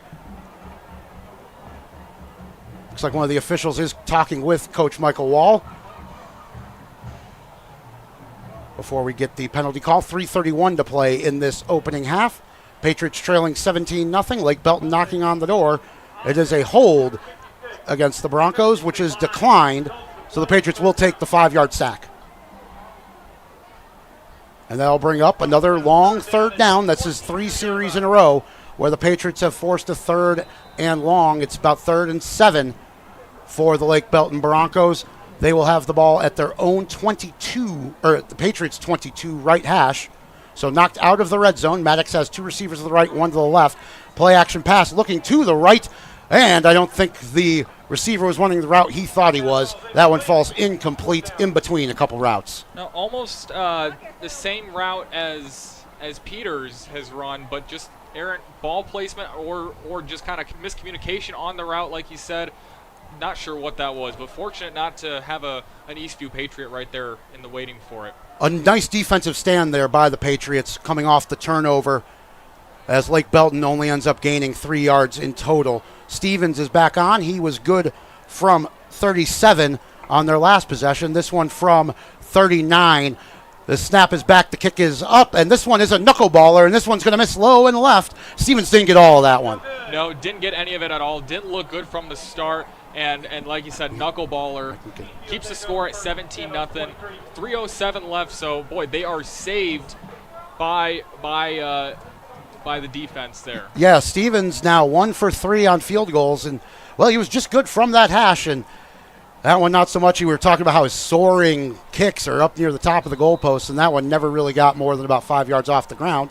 3:07 to play in the opening half. Ty Blair and the Eastview offense back to work after the turnover. They still have plenty of time. Ball is on the left hash at their own 22. 3 receivers to the right. Honeycutt splits out to the left and the near side. Empty backfield. Blake Belton showing blitz. Blair is going to throw over the middle, and a big hit as the ball falls incomplete. Braxton Copp laying the thunder over the middle, and it looks like a bit shaken up there. Didn't quite catch the number yet on the receiver. 3:02 to go in this first half. It'll be 2nd and 10 for the Eastview Patriots. And that was a tough throw into traffic. Yeah, I think that might be Namkin on the ground. That was, again, bang, bang play. Clean hit, though. Namkin just went up for it, kind of got surprised from the back, and clean hit in the back, but just kind of surprising. Maybe takes the wind out of him as he's kind of on all fours here. Yeah, Blair did well to get that throw through traffic, and it would have been near first down yardage. As the Patriots really just looking to get anything going here on offense. It's been a very impressive showing by Lake Belton. And their defense is really what's kind of been the crux behind it. 3 turnovers now, 2 fumbles, 1 return for a touchdown. Zion Williams, really what else can you say about him? Just finding the ball on all 3 turnovers. But Eastview just, again, trying to find something to hold on to. I know Coach Wall talking about no doubt, but you got to have something to kind of hang your hat on going into halftime. Namkin was off under his own power. 2nd and 10, left hash 22-yard line. Blair with 2 receivers right, and we have flags before the snap. And oh no, is this going to be another false start? It is. 5 penalties for 30 yards for the Eastview Patriots in this ball game, and 4 of them have been false starts in the second quarter. So that will make it 2nd and 15 and push the Patriots back to their own 17-yard line. And this is far from the first 2nd and 15 we've seen for this Patriot offense, as Blair has 2 receivers right, 1 to the left. Honeycutt is the lone running back. Blair is going to roll to his right, looking to throw. And he has a man downfield. He's looking deep. Oh, and it's deflected just off the fingertips. Seth DeMel was there, but that pass was just a little too high. Too high, but he almost tipped it into the hands of another receiver who was kind of streaking behind him. And fortunate, again, not to have an interception. We've seen the ball kind of not favor the Patriots when it comes to offense, kind of favoring the defenders instead, but fortunate to make this 3rd down here. 2:53 remaining in the opening half. The Eastview Patriots facing 3rd and 15 at their own 17-yard line. Trailing this one 17-0. Ball in the left hash. 3 receivers to the right for Ty Blair. Honeycutt, the lone man in the backfield. They go play action. And on the slant, the ball is going to fall incomplete. Sam Williams was well covered over the middle. And a couple Broncos right in the face of Blair. Williams, one of them. And, 4th down upcoming here. Unable to make anything doing. 2:47 to go. Can this defense, again, bend but not break? Ryan Miley, in an obvious punting situation here for the Patriots on 4th and 15, is standing inside his own 5-yard line. And with the wind mostly in his face, it's going to be good field position for the Lake Belton Broncos. Ball is on the left hash. The snap is good to Miley. His kick is end over end. It's going to be taken inside Patriot territory by Copp, and Copp has some running room to the right side. He's inside the 40. It's going to be good field position for the Lake Belton Broncos as they get back to work here on offense in a 3rd straight drive where they have excellent field position. They've certainly been living in that opponent territory here. Can they do something on offense, try and get some more points? I don't know if we were necessarily expecting this type of game coming into this one. No, and especially not from the Eastview offense that came into this game averaging 42 points a ball game. And Coach Michael Wall wants that to be 50 points per game, but this offense has been explosive.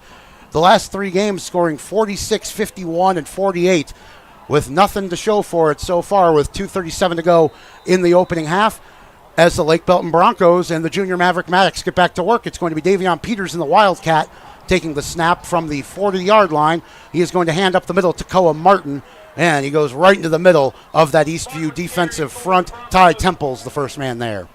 That's really been the worst of the Lake Belton offense that we've seen, and still, that's 2-3-yard gains. Some folks would take that every single play if they could, honestly, and brings up a 2nd and call it 8 here. But we see Maddox come back in to get that normal offensive look coming. Davion Peters, well known as one of their big play guys, taking those snaps in the Wildcat, and that time giving it off. And you have to mix it up a little bit. You can't just run it with him every time. It will be 2nd down and 8, 38-yard line in Patriot territory. 2 receivers to the right. Man in motion is to the near side, and Maddox is looking to the right. He has pressure in his face. He's going to roll out and throw, and that one is just a little too wide, out of bounds, and incomplete. He was looking for Aiden Mitchell, the junior. Good pressure up front from Eastview. You saw running back in there, try and block him. Couldn't do anything, really just kind of got pushed out of the way. Good pressure from this defensive line from Eastview. 1:47 left in the first half. And once again, the Eastview Patriot defense has forced a 3rd and long. It's 3rd and 7. Probably closer to 8, actually. They need the 30-yard line of Eastview. The ball is at the 38-yard line. In the middle of the field as Maverick Maddox has 2 receivers to the right, 1 to the left.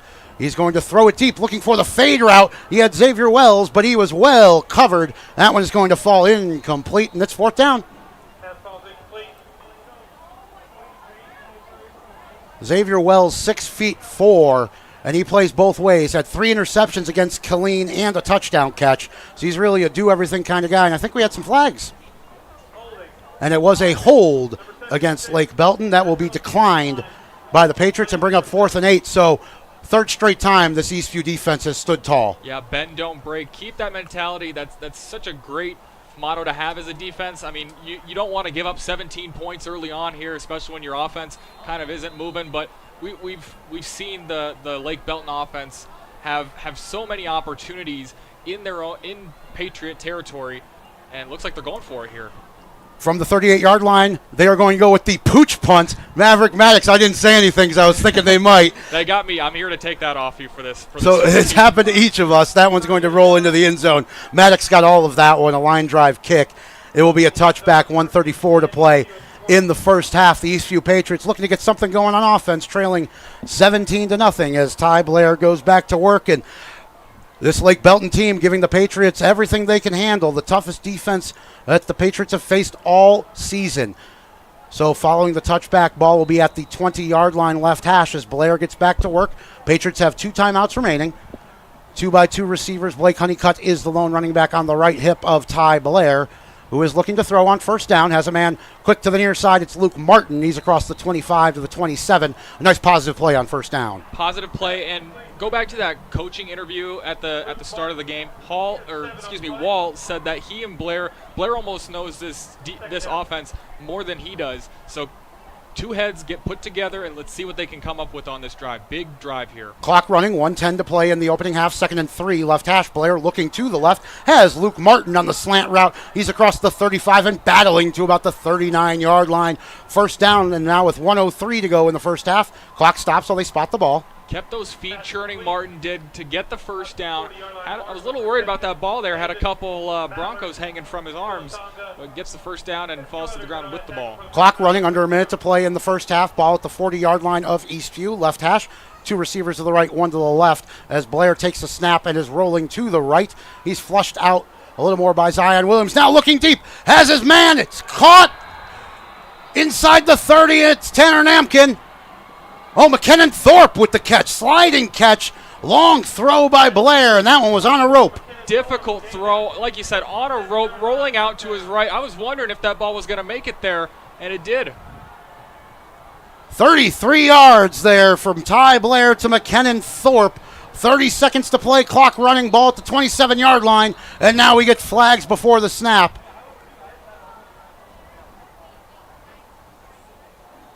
As we wait and see, I'm surprised that Eastview hasn't used either of their timeouts here. 26 seconds showing on the clock. The big throw to McKinnon Thorpe, though, has the Patriots as deep in Lake Belton territory as they have been this entire game, and we're going to walk off another 5 yards for a false start.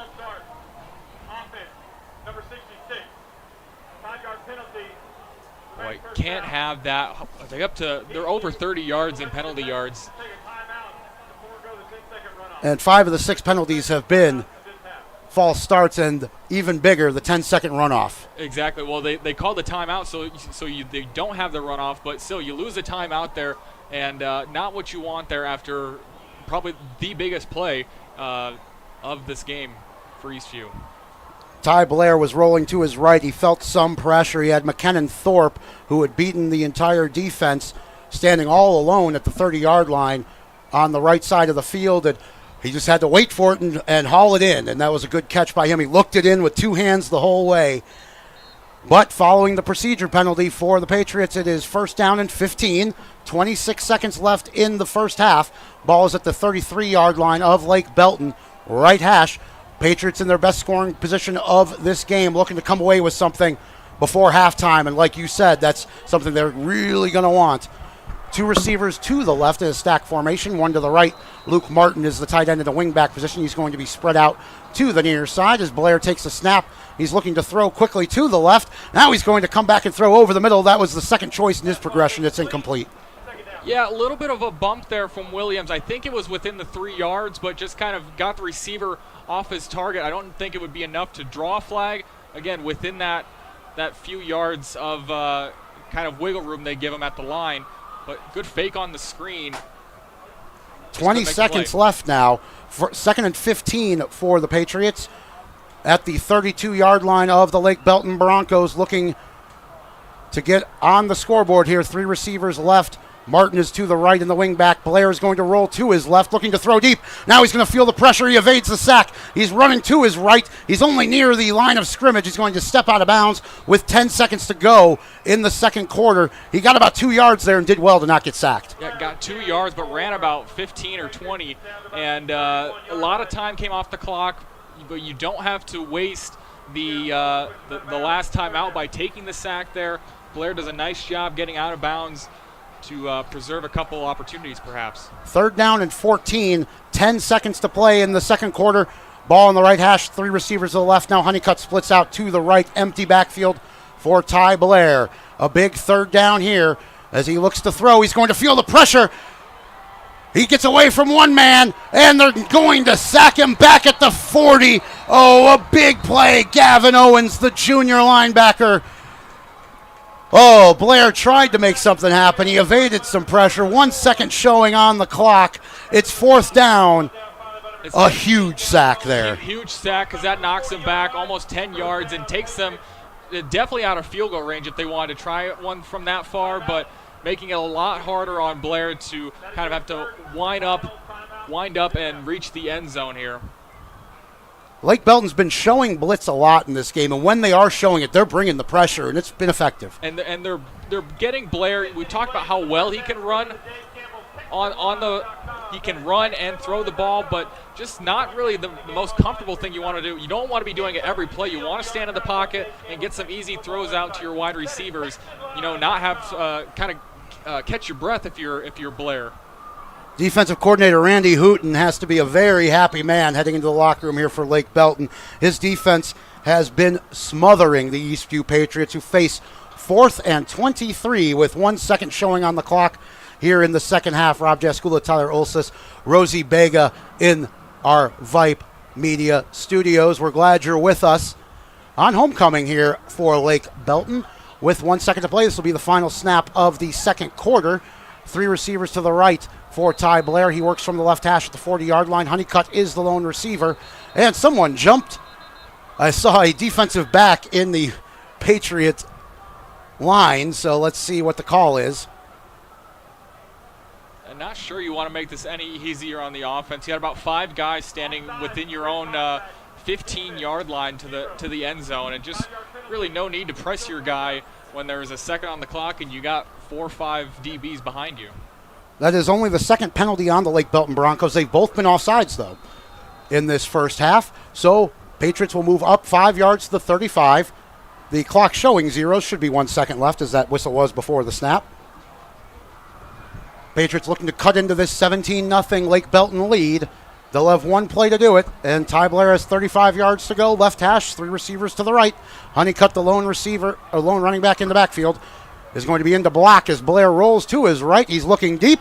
He's going to throw it to the right, and that is knocked down short. He was looking for Tanner Namkin, and Namkin was well covered. Even if he caught that ball, he was going to get pushed out about the 5. Exactly, yeah, not deep enough on his route, and good coverage there from Lake Belton. They take a 17-0 lead into half, and like you said, defensive coordinators, head coach, everybody on the Lake Belton sideline. You're going up against Ty Blair and what Coach Wall calls one of the best players in Texas high school football.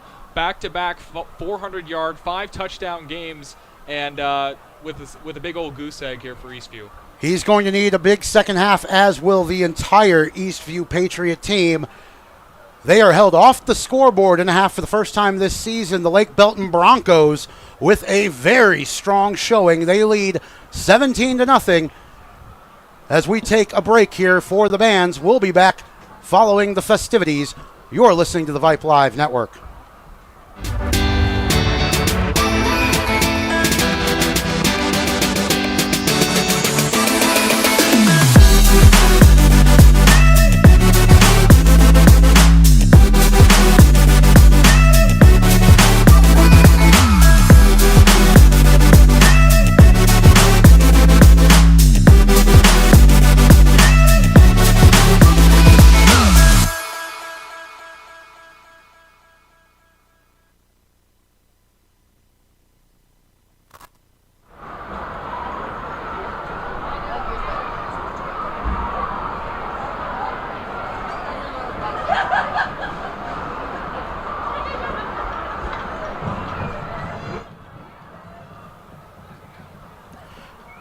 Halftime at Tiger Field here in Belton, Texas. The Lake Belton Broncos lead the Eastview Patriots 17-0.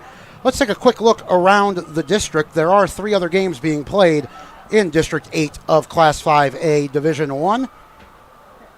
Halftime in Cedar Park, the Timberwolves lead the Rouse Raiders 21-0. Rouse beat Lake Belton last week. Leander and Glenn have no reported score. And at halftime, back home at the Georgetown Independent School District Athletic Complex, Birkelbach Field, the Georgetown Eagles lead Chaparral 37-7.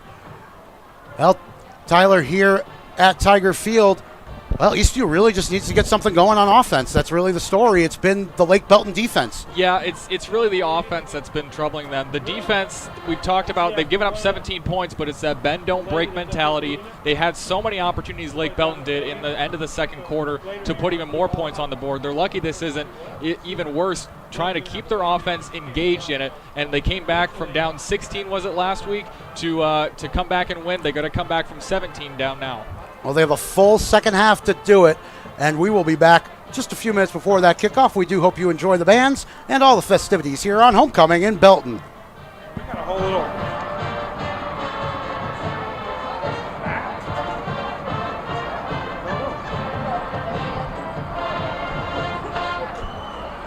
The Sparklers are led onto the field this evening by the 2024-2025 dance officer, sophomore lieutenant Ella Dawson, sophomore lieutenant Alyssa Delaney, junior lieutenant Brooklyn Winslow, and captain Kristen Ariano.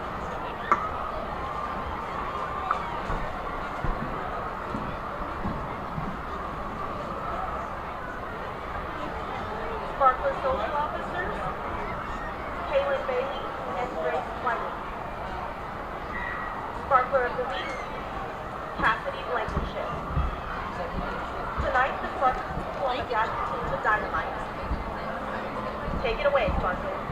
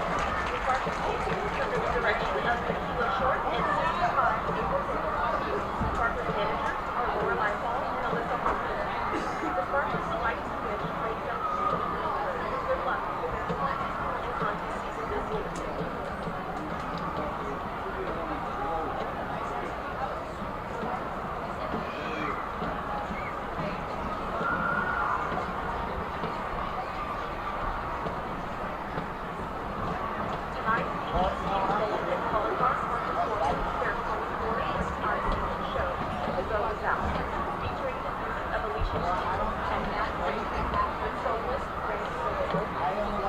Let's hear from Patriots dance.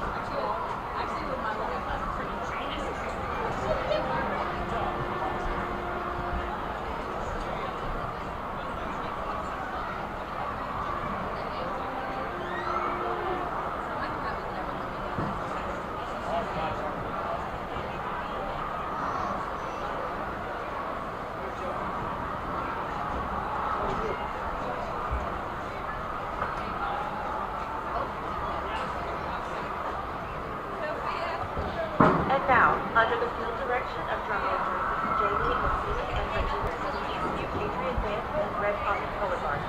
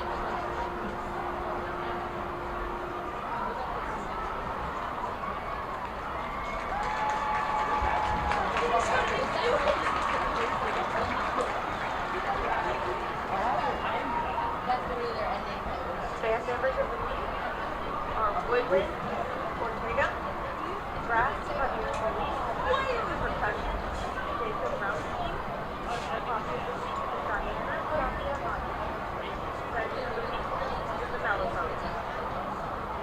Thanks to the band director, Chambers, for including the Pleasanton. Oh, they put it on the wrong side.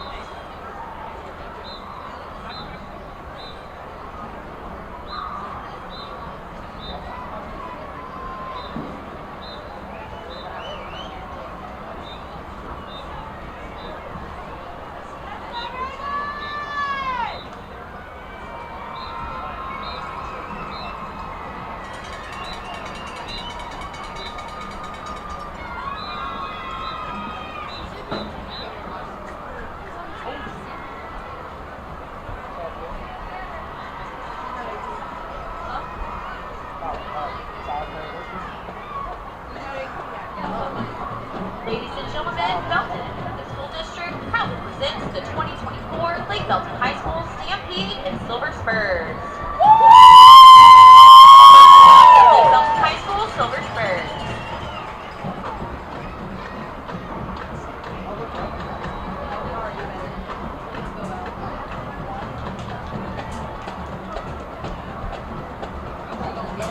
Like with the food.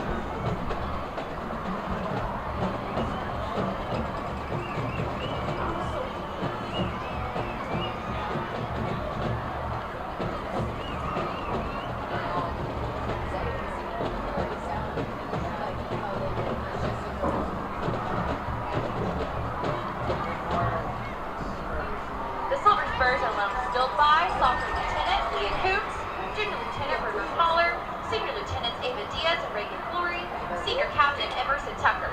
The Silver Spur of the Week is Bella Parker. The JV Silver Spur of the Week is Eden Rogers. The most spirited spur is Cindy Racinios. Receiving a special coach's recognition is Jalea Hayward. The Silver Spurs are under the direction of Emma Marsland and Shelby Carney. Tonight, the Spurs will be performing a special homecoming routine to Dance Again.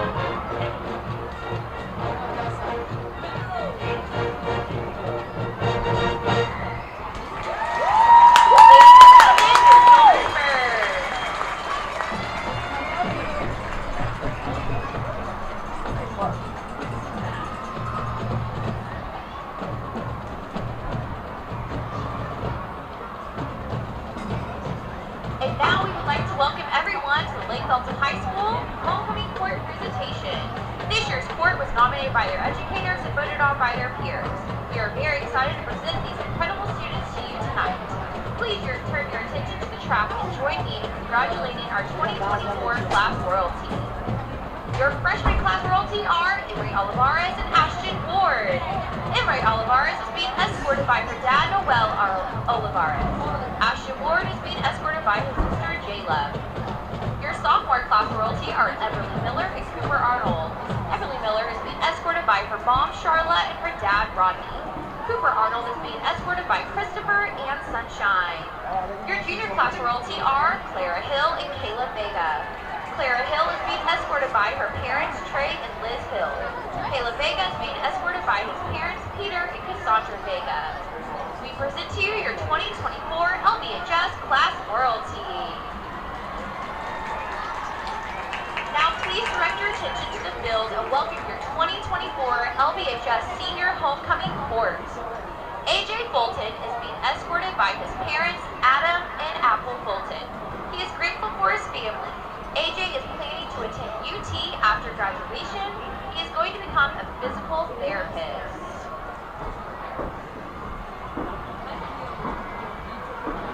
Valeria Corona is being escorted by her mom, Christina Valenzuela, and her older brother, Tito Corona.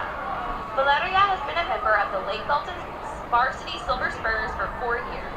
She enjoys various clubs, including SUCO, Astra, NHS, and is currently the Vice President of the LBHS Class of 2025.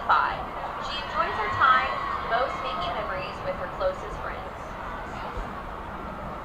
Josh Mallard is being escorted by his mother, Bonita Mallard. Josh has played football for the last 10 years. He is an AB Honor Roll student. After high school, Josh plans to continue playing college football. Josh has enjoyed his time here at Lake Belton playing football. His Bronco pride is evident every time he puts on his jersey. Kennedy Fleming is being escorted by her parents, Kenyatta and Thomas Fleming. Kennedy played basketball her freshman year and now helps manage the team. She also enjoys playing tennis. Kennedy loves to help with her community volunteers at the homeless shelter in Temple.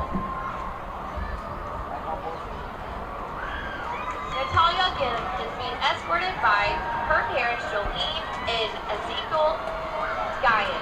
And Natalia has played soccer for 13 years. After high school, she plans to attend Texas State to be a registered nurse. Blake McKay is being escorted by his parents, Brandon and Christy. Blake loves to help people. Also, he loves going to the movies. Blake is also a spectacular rapper.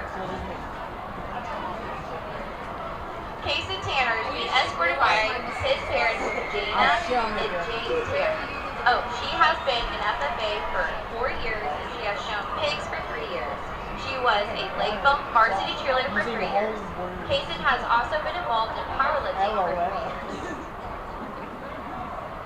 Ladies and gentlemen, your Lake Belton High School senior homecoming court.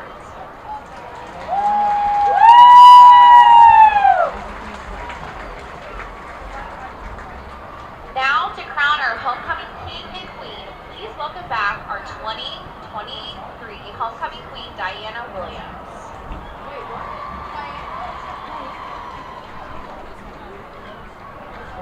The 2024 homecoming king is AJ Bolton.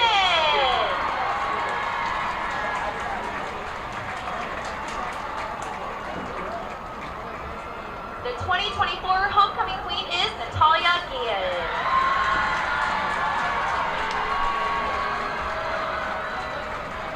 Congratulations to our LBHS 2024 homecoming king and queen. Woo!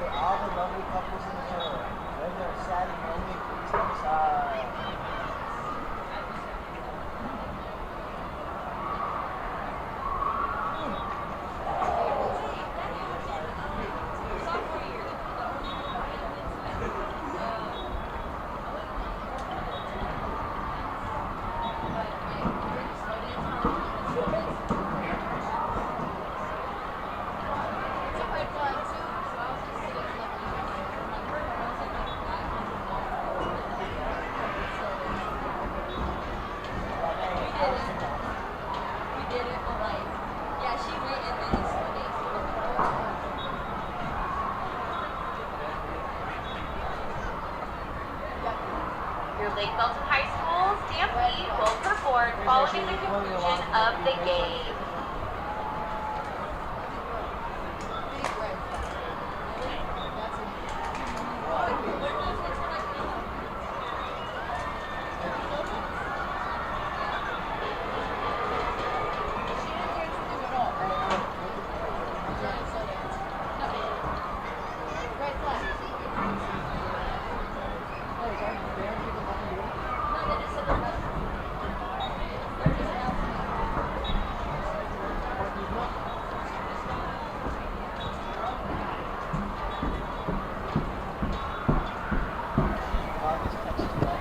Rob Jazz School of Tyler Olsis back at Tiger Field in Belton, Texas, where the Lake Belton Broncos lead the Eastview Patriots 17-0.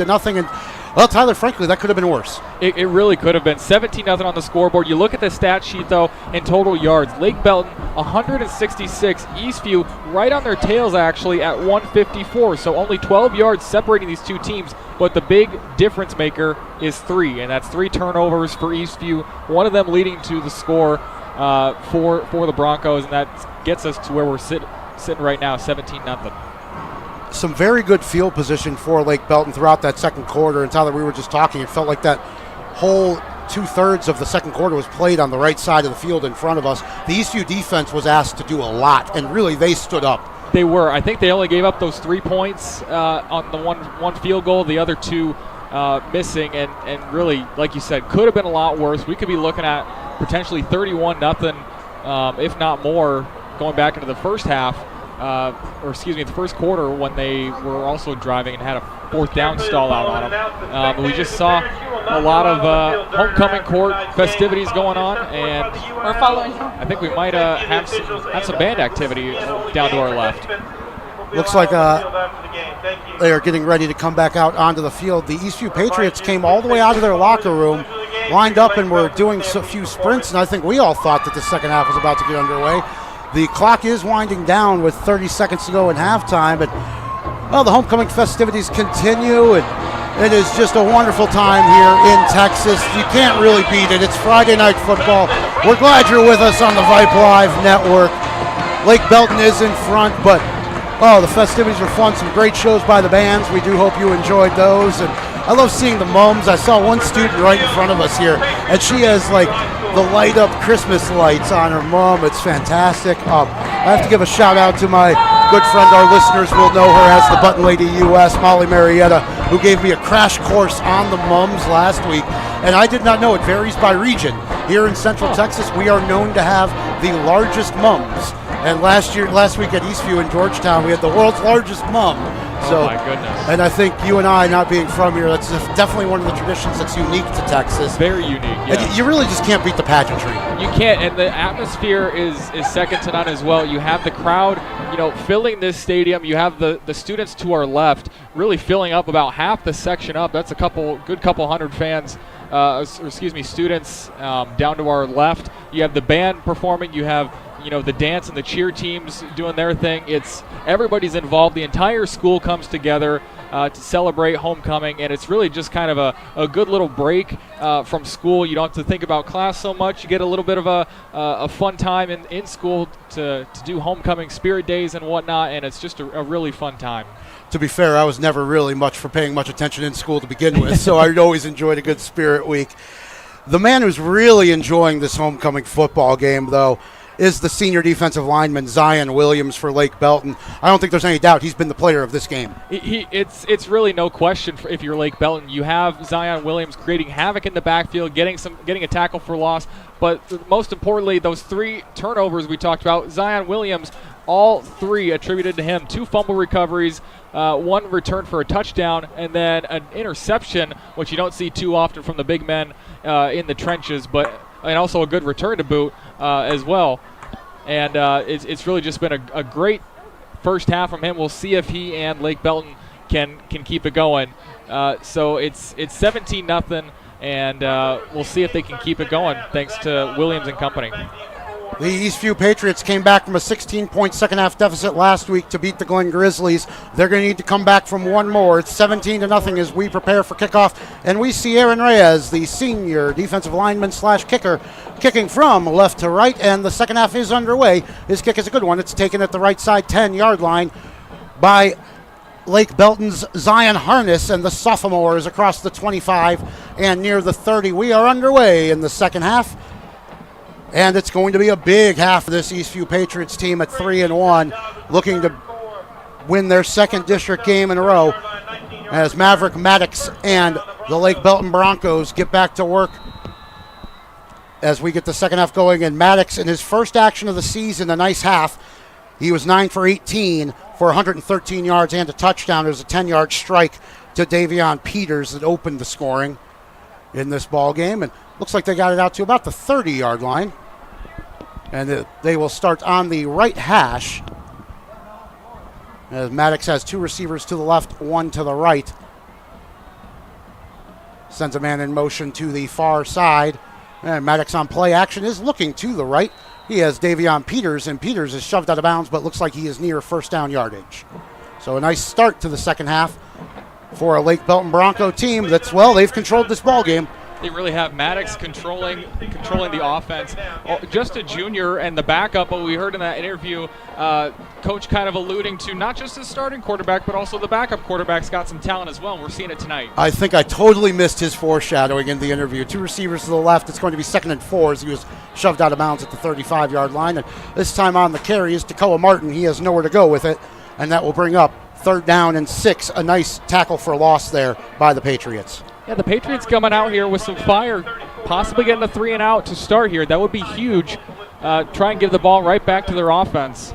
Takoa Martin had 4 carries for 20 yards in the first half. He loses a yard there. We'll call it 3rd and 6 for the Lake Belton Broncos. Just underway second half. They lead 17-0.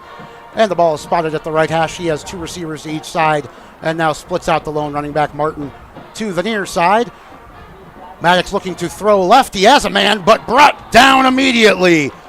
Well, the senior wide receiver, Joey Reed, did well to catch the ball, but he had nothing to do but get tackled after that. And he got a huge stick. Aquavius Marbury with the hit, laying the boom, read that like a book, coming from the defensive back position and just keying off on the wide receiver. You know, Aquavius Marbury is a guy I talked about with Coach Wall earlier. I thought he was going to be a big part of this ball game. He is averaging 10 tackles a game, had an interception last week, and a nice stop there to bring up 4th down and 7, called a loss of 1. As Lake Belton are going to punt it away. It's blocked! The punt is blocked and picked up at the 25. Oh, what a big play by the Patriots. It's recovered by Grady Dickerson, and it was back there, and that punt never got away. What a play by Temples. A flip of the field just like that. Beautiful play by Temples. I don't know if anyone touched him coming through the line, and got a really good look at the ball, good clean look. Locates the ball, and you can run into the punter afterwards, and did a good job to avoid kind of messing up his block there. And you saw the recovery from Eastview, just doing a great job flipping the field here, having a short field to work with. Ty Blair with his best starting field position of the game at the 25-yard line of Lake Belton. Ball on the right hash, 2 receivers to the left, 1 to the right. They're going to go fake the jet sweep. Blair's going to call his own number. He's inside the 20 and working his way down to about the 17-yard line. A nice play on 1st down, and Ty Blair calling his own number. And well, we were talking to some of the Eastview fans there at halftime, and that was something that they wanted to see more of. That's really been the best offense so far. We're seeing a lot of Lake Belton pressing on their receivers, and so Blair just needing to call his own number a little bit more often and get some positive yards like that. 2nd down and 2 for the Patriots. Blair with the quick throw to the left side has Namkin. Namkin dances inside the 15. He has 1st down yardage. And so the Eastview Patriots knocking on the door following the big blocked punt. Their best field position of the game, and it's going to be huge to get some points here. They need to get in the end zone. They do, and you saw the defense get the big play there, and just kind of that can propel an offense to say, hey, we got a short field. We got to do something with it. 1st and 10 from the 12-yard line. Blair on the left hash mark sends a man in motion to the near side. Namkin, he is rolling to his right, looking to throw. Blair with nothing but time. He's going to throw left, and that is just off off the hands of Luke Martin. He had all day to throw, but nobody was getting open for him. Yeah, it looked like a 7-on-7 drill there for Blair, and just had a lot of time and tried to make the kind of difficult throw. Good coverage by Lake Belton, and second down upcoming. Blair was 11 for 31 in the first half, 126 yards and an interception. Didn't realize that the Patriots ran that many plays, but those numbers were attested to. So 2nd and 10, ball in the left hash, 2 receivers to the right. Blair is going to go on the design quarterback keeper. He's dancing inside the 10 and down to about the 6-yard line. It will bring up 3rd down, but it's 3rd and manageable, and the Patriots can still get a 1st down inside the 5. I know if you're Coach Wall, you don't want to have your kind of most valuable player in the quarterback running the ball all the time to just keep him from those hits, but that's really been the offense. If you can keep Blair going forward like that, you're going to be in good shape. 3rd and 3, 2 receivers each side for Blair. He's going to throw to the right, and that one is caught in the end zone. It's Luke Martin who went up and got it, the strong hands, and the Patriots are on the board. What a nice throw and catch. Right at the fingertips of Martin. I don't know if he could have walked up and handed that ball any cleaner than Martin had control of it. Luke Martin now with 5 catches, 47 yards and a touchdown. He leads all Patriot receivers. 8:39 to play in the 3rd quarter. And this Lake Belton lead has been cut into following the blocked punt. The Patriots turn it into a touchdown. That was huge. And now they are going to line up for the extra point. It's the senior Aaron Reyes, number 44. The snap is back. The hold is good. The kick is a line drive right through the uprights. 8:39 to play in the 3rd quarter. And the Eastview Patriots have started this second half well. It's 17-7 Lake Belton. That was a huge score. I don't think that can go understated enough, and it's just going to see how this game progresses. We're going to see how big that is going forward. And I mean, if you're Lake Belton, you just kind of got, a shockwave of action right at you after the block punt. You haven't seen Eastview's offense do anything like that in the first half, and now they come out here, they're gaining positive yards, they get 1st downs. I don't know if they faced a 3rd down on that drive, but just very efficient, and again, getting into the end zone with the beautiful pass to Martin. Ty Blair's 14th touchdown pass of the season. And it went to Luke Martin, the talented 2-sport athlete, the strong baseball player. Martin now with 30 catches on his season. That's his 3rd touchdown grab, and that's a big one for the momentum. We have 8:39 to play in the 3rd quarter. The Patriots are on the board, trailing 17-7. And Aaron Reyes, who we just saw kick off, is going to do it again. From left to right across your screen, the Eastview Patriots in their all-white uniforms. Navy numbers, navy trim, also some red trim as well. The Lake Belton Broncos wearing all black with white numbers. Scarlet and gray helmets. The kickoff from Reyes is going to go to the left side, where it is brought out and out across the 25 to the 30 is the sophomore Zion Harness. That's almost an identical kick to the last play. Kickoff to the left. Harness took it at the 10 and made it to about the 30. Yeah, and he made it out to the 30-yard line, but was cut down. Good. He looked like he had some room there off to the sidelines, which is where he wanted to get to. Just chopped down, though, by a couple Patriots. So we'll see how they can answer here. You went 3 and out and didn't really look as impressive as you did in the first half, Maddox and company, and we'll see if they can improve on that drive here. No, it was a 3 and out before the blocked punt on the Broncos' first possession of the second half. As Maverick Maddox heads back to work with 2 receivers to the left, 1 to the right. Ball is spotted on the right hash. 8.5 minutes to go in the 3rd quarter. We got a ball game, folks. Maddox with 1 running back. It's Takoa Martin. High snap, but it's good, and he's going to throw to the right, and that one is nearly intercepted. Oh, that ball was low, and the Patriots were diving towards it. It was Noah Herrera, the defensive back, who nearly came up with that. Yeah, I think the ground was always going to be the main receiver there, but the defensive back really kind of putting the brakes on there, coming back to get a hand on it at least, and just kind of telling Maddox, I'm still around, I'm still here, I'm ready to get an interception. Yeah, that was well read by Herrera. He was the only player with any chance of getting to that one even, but it does bounce short, 2nd and 10 for Lake Belton. Snap is high this time again. He's going to give to Takoa Martin. Martin working the left side there, flags down. He's got about 5 yards to the 35-yard line, but there were multiple flags thrown to the backfield. I think they're going to say a hold here Saw almost a tackle there from the offensive lineman on the way down, trying to keep his running back upright to gain some yards. I think he just kind of cost him 10 there. We are still waiting for the call from the officials here. 8:15 to play in the third quarter.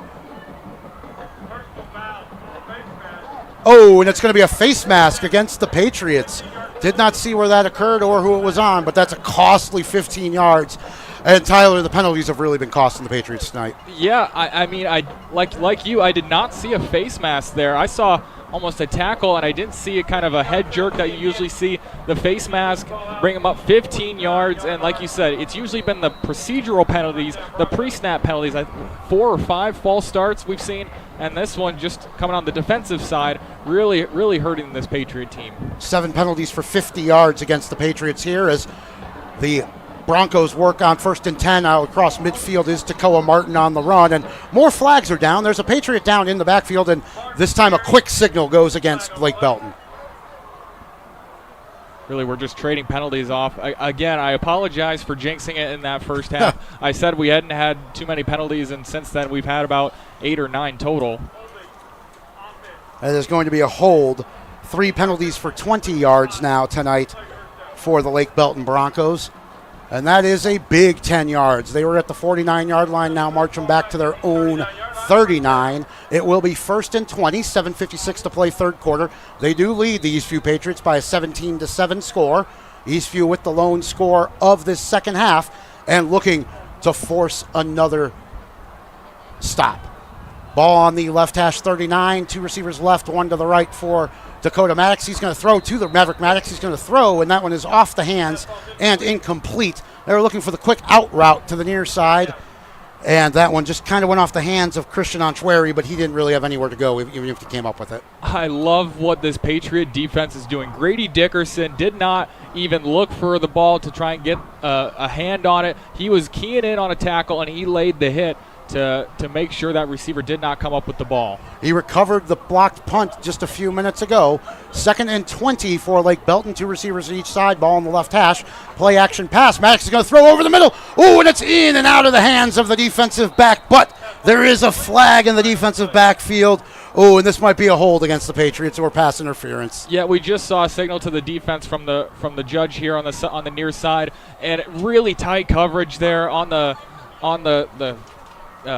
post route, and it just did not go in the defense's favor. We didn't really have the best angle here, but the referee throwing it is going to be pass interference, and boy, that's a killer. That's going to be an automatic first down as well. It was Caden Childs who almost came up with it, but it would have been moot anyway. That is a huge penalty coming on. It would have been 3rd and 20 for the Broncos had that one fallen incomplete. Instead, it's 1st and 10, and they are into Eastview territory at the 46-yard line. Ball on the left hash, and they are now in positive territory, moving the ball. 2 receivers to each side. 1 running back in the backfield is Takoa Martin. Man in motion to the near side. They are going to run the jet sweep action, and it's Dodd. Dodd doesn't have a whole lot of running room, though. He maybe got a yard, and there are flags everywhere. I think there may have been a hold, and I think maybe a late hit out of bounds. Yeah, a lot of extracurriculars going on. Some teammates wisely getting the man out with the ball. Just really saving face here. A lot of flags there at the end. Want to keep your level heads if you're Lake Belton. You know, the sportsmanship was good in the first half, but this is a very hard-hitting game, and it has been from the start. It has, and that kind of builds over the course of a game. You kind of remember who your matchups are. You're going up against the same guys constantly. You just kind of remember, okay, I'll remember that for down the line. We want to have clear heads prevail. Line judge and the referee still discussing the penalties. Let's get the call. Holding. Offense. Number 66. After the play was over, personal foul and necessary roughness. Offense. Number 66. Both of those penalties are enforced. Oh, that's going to be a huge penalty. Both are against Lake Belton and both enforced, says the referee. And so they are going to march way back into their own territory, and looks like they're going to spot this at the 29-yard line. That's actually worse field position they started this drive with.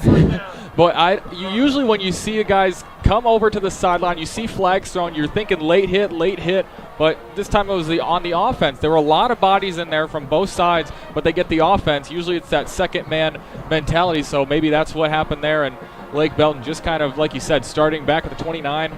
I'm not sure what the math is on this. It's 1st and 35. I just did it in my head. 1st and 35. Jeez. First down, 35 yards to go for the Lake Belton Broncos. But don't check me on that one. Math was never my strong suit. But 2 receivers to each side for Maddox. He's going to go with the play action pass. He has a man to the near side, and that one is dropped by Dodd. It was in and out of his belly. I think we're seeing a lot tighter coverage, too, from the Patriots. I think that was the most cushion we've seen, and really he had maybe a half a yard. He's going to be hit if he turned around and caught the ball. That was just the Patriots kind of showing their strength, maybe made some adjustments there at half, and really showing it here so far. Yeah, Lord Isapunwu was breaking on the ball. It was going to be a big hit. 2nd and 35 for Lake Belton. 3 receivers to the right, 1 to the left for Maverick Maddox. He is going to call his own number and sweep out to the right side. He's across the 30 and slides down after a gain of a couple. And boy, he didn't want any of the 2 Eastview Patriots closing in on him, and I don't blame him. He didn't. It's been like ball hawks all second half so far from this defense. They're just keying in on guys, trying to get some fire going, and we saw it with the block punt. That translates into offense sometimes, and that's got them 7. They're trying to get more here. 3rd down. 3rd and 32 by my count. 6:53 to play in the 3rd quarter. The Lake Belton Broncos lead this one 17-7, and the Eastview Patriots looking for a big stop here on 3rd down.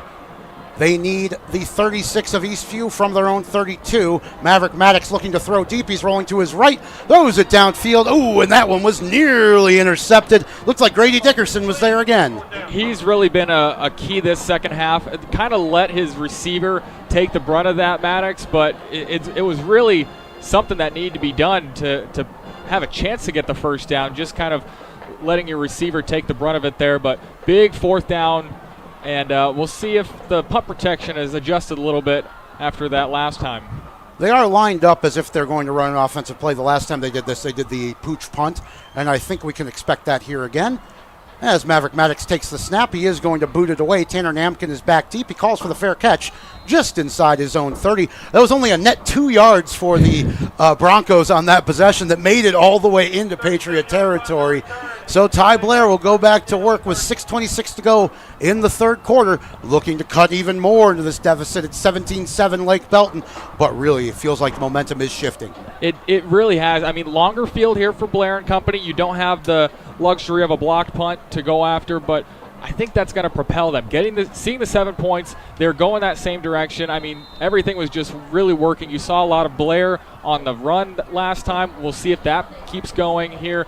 Big drive here to cut the lead to 3 possibly. 2 receivers to the left. Also, tight end Martin is to the left. Blair is looking to throw on 1st down. He had Tanner Namkin at the line of scrimmage running the drag route, and it was in and out of his hands. I mean, that's just something Namkin's got to have on the drag route. Really had the defender on his backside and just had his feet going too fast. Namkin's been mostly shut down today. He had 368 yards receiving and 3 touchdowns combined his last 2 games. 2 receivers to each side for Ty Blair on 2nd and 10 at his own 30. Ball spotted middle of the field. 6:20 to go 3rd quarter.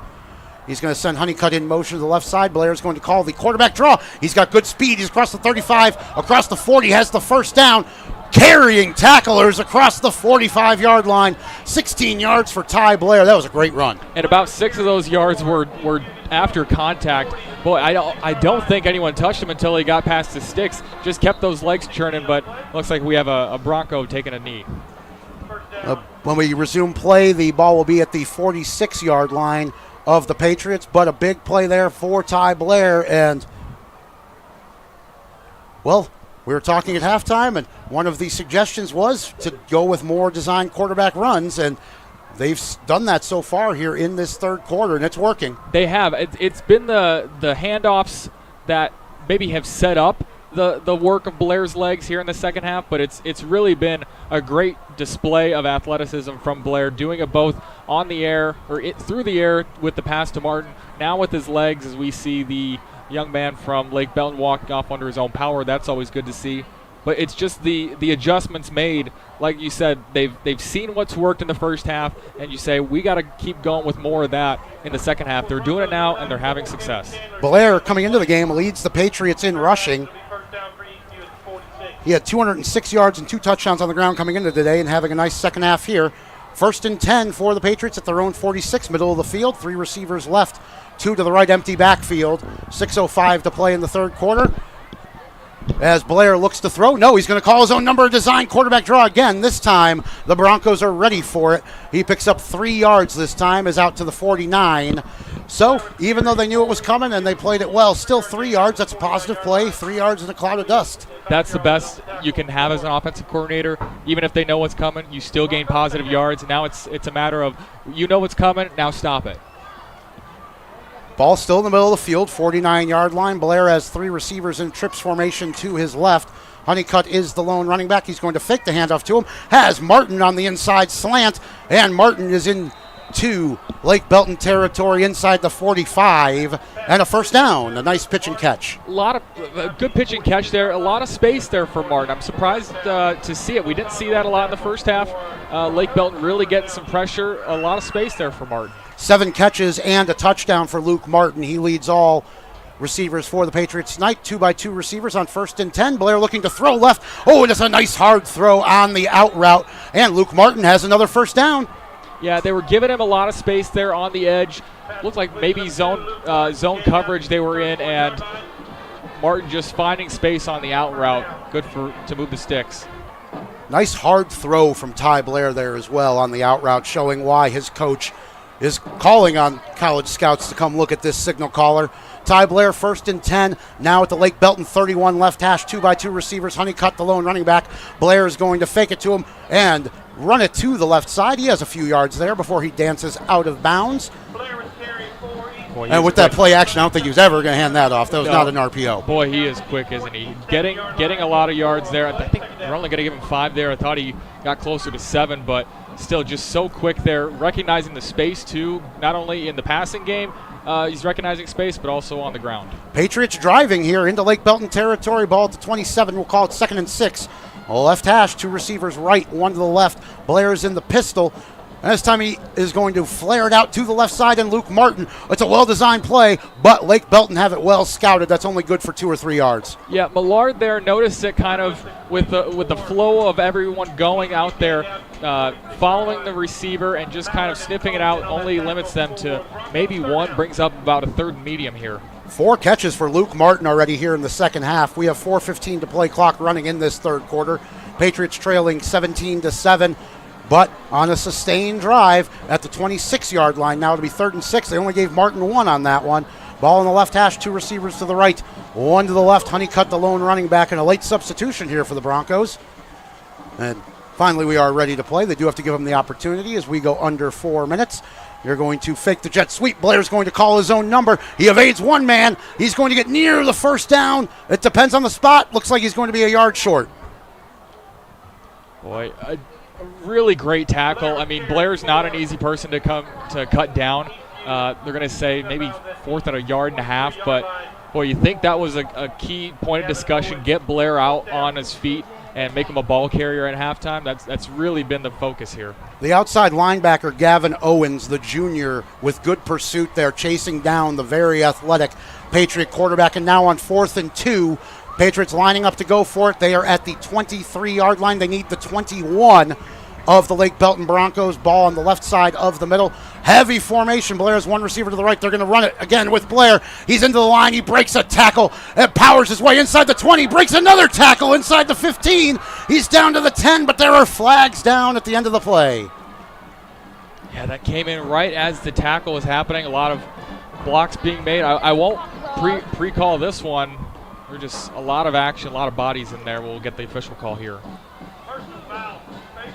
It is a face mask against Lake Belton, so Ty Blair, a powerful run there, not just the speed. They ran the heavy set there, over right tackle. He ran into the line, looked like he was going to be near the first down, burst right through, and then broke another 2 tackles. Yeah, a lot of stumbling, but able to keep his balance and just kind of fall forward. And his head was kind of leaning forward. I wasn't sure if that was just him falling forward, but maybe that was the face mask that they saw kind of dragging his head down. And now we got 1st and goal from the 5. Blair was brought down at the 10, so moving half the distance to the goal. Right hash. Patriots knocking on the door with 2.5 minutes to play, third quarter, looking to trim this lead. Blair in the pistol formation. He is going to roll out to the right on play action. Oh, it's Ryan Miley throwing. And it looks like that one bounced incomplete. So a little trickeration from head coach Michael Wall, bringing in the lefty to roll out. We were saying that beforehand. I was wondering how they were going to how they were going to have a trick play with a lefty. I think we just saw it there. That was definitely a different look than we've seen from having Blair in. And it almost worked. Well, last week, the Patriots lined up Miley as a wide receiver on a big 4th down, and they ran like the reverse action, and Blair flared out to the left, and he was good for a 26-yard gain. Blair back in the game. Second down and goal to go from the 5. Blair searching to the right. Doesn't have a whole lot of running room. He's got a yard or 2. It's going to bring up 3rd and goal. Great pursuit there from the Broncos that time. Noticing the push from the offense, trying to get them to this near side, and just following with it and blocking off every hole that Blair could cut back through. No surprise, the first man there, Zion Williams, having a career day.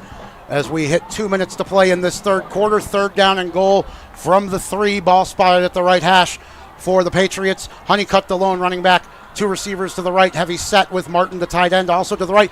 Blair is going to look to the end zone, has a man. It is caught for the touchdown, and there's going to be an extra penalty on the end of the play. But the Patriots have trimmed the lead. What a nice throw by Ty Blair.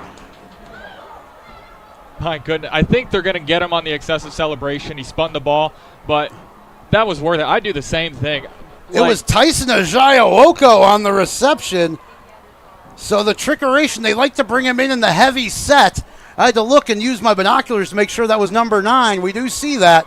And he found some open space, and Blair floated it to him to make it 17-13. And here comes the unsportsmanlike conduct as Ajayi-Owoko did spin the ball like a top in celebration. And, well, his first reception of the year, normally a beast on defense. The 4-star recruit heading to Texas Tech in 2 years with a big touchdown catch.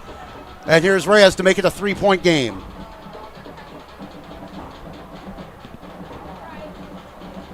Boy, how big was that? The ball placement, too. Can't say enough about that. Just all of it working. And Eastview, a totally different team here in the second half. The extra point from Reyes is good. 1:45 to play in this third quarter. We have a whole new ball game. It's Lake Belton 17, Eastview 14. The Patriots have all the momentum here in this third quarter. They've blocked a punt. They've scored 2 touchdowns, and that was a very nice drive. Their most sustained offensive pressure of the ball game. Yeah, getting their defense some rest on the sidelines and having that confidence keep going from that first drive.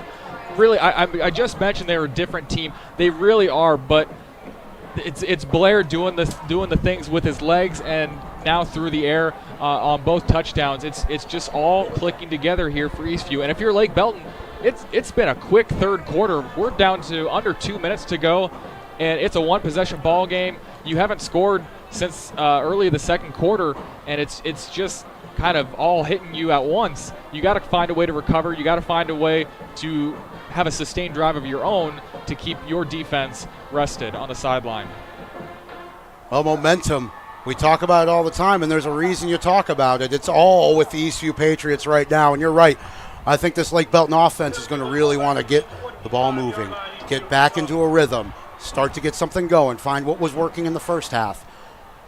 But this Eastview defense, since about the midway point of the second quarter, has really toughened up. They forced the 3 field goal attempts on short fields as well. Exactly. We were talking about the second quarter all being played to our right. So many opportunities. Now how big are those opportunities in the review mirror? Rez kicking off from left to right.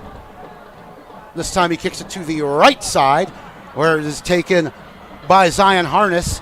And Harness is to about the 31, 32-yard line. Well, you know what? He took the 2 kicks on the right side. They brought him over to the left. He gets another return. He ends up in the same spot. I think that was Marbury again, just shedding his block. And again, it's not that it doesn't matter which way you go. This kick coverage team has been really on their game tonight. Aquavius Marbury, a guy the head coach Michael Wall was speaking in platitudes about his attitude and what a tremendous human he is. Well, not only that, he's a heck of a football player, and he's having a nice second half as well. These are the first few times we've gotten to call his name, but he's come up with some big plays here, and he does a little bit of everything defensively and on special teams for this Patriot team. 1:39 to go in the third quarter. The Lake Belton Broncos take back over with a 17-14 lead. It's been trimmed. And it looks like they're going to go with the Wildcat that's been pretty effective for them with Davion Peters to start this drive. And this is the second time in the second half that they've started with the Wildcat. And ball spotted at the right hash, 31-yard line. And that is the far side as the Lake Belton Broncos move from right to left. Davion Peters has 3 receivers to the right, 2 to the left. He is in the Wildcat. He's going to send a man in motion to the near side. And now another one. As they fake the jet sweep action, he's going to call his own number. Peters evades a shoestring tackle. He's across the 40, has first down yardage to the 45, and dances to the 48-yard line. He went left. I think everybody knew he was going to, and it's tough to stop. Yeah, it's the old, I just mentioned it earlier on. You know it's coming, now try and stop it. And saw the shifty moves there from him at the end. Just kind of him and 2 defenders staring eye to eye, wondering which way he was going to go. So elusive in that Wildcat formation. That's what makes him such a dangerous one-on-one man in the receiving game too. This talented junior is going to be playing major college football in 2 seasons' time. The Lake Belton Broncos have it at their own 48-yard line left hash, 1:05 to play third quarter with a 3-point lead. It's going to be a quick pass, and that one is bobbled. Ooh, and it does hit the turf. That went off the hands of Harness, and it hung up in the air for a minute there. It did. Gave the Patriots a lot of time to recover, and just that split second between an incompletion and an interception. And lucky for the Broncos, it fell to the turf. 2nd and 10 for Lake Belton. 1 minute exactly to play in a third quarter that's been all Eastview Patriots. Ball in the left hash, 2 receivers to each side for Maverick Maddox as he takes the snap and gives up the middle to Davion Peters, who was in that running back, and he's across midfield about 5 yards on first down and into Patriot territory. And this Davion Peters, he's done a little bit of everything. At halftime, we had the numbers. He had 5 carries for 29 yards and 5 catches for 74 yards and a touchdown. So he's effective in both the running and passing game. And just really, really great athlete and very versatile. You're going to love that, seeing that early on in camp if you're the coaching staff. And like you said, just a junior, so a lot of time still to develop and kind of craft his game. 3rd down and 4 for the Broncos. They're going to run a little end around, pitch back to the quarterback. He is man downfield. It's up and knocked down, but a flag on the play. Oh, it looked like they had the defense burned.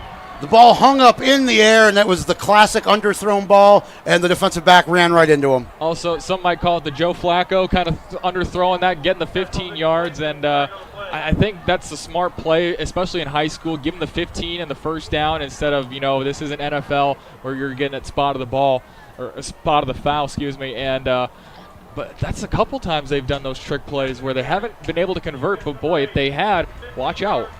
Yeah, they showed the reverse and pitched it back to the quarterback, Maddox. And then we're looking for the deep man downfield, Peters. But the pass interference on 3rd down. The Patriots were near a stop there. But this 15-yard penalty will put the Broncos into good field position at the 32-yard line of Eastview. 14 seconds remain in this third quarter. 1st and 10 with their now best field position of this second half. Maddox has 2 receivers to the right, 1 to the left. The lone running back is Martin, and he is going to get the handoff, testing the left side. He's inside the 30. Oh, and he breaks the tackle inside the 15, 10, 5, touchdown. Takoa Martin, what a run right up the middle.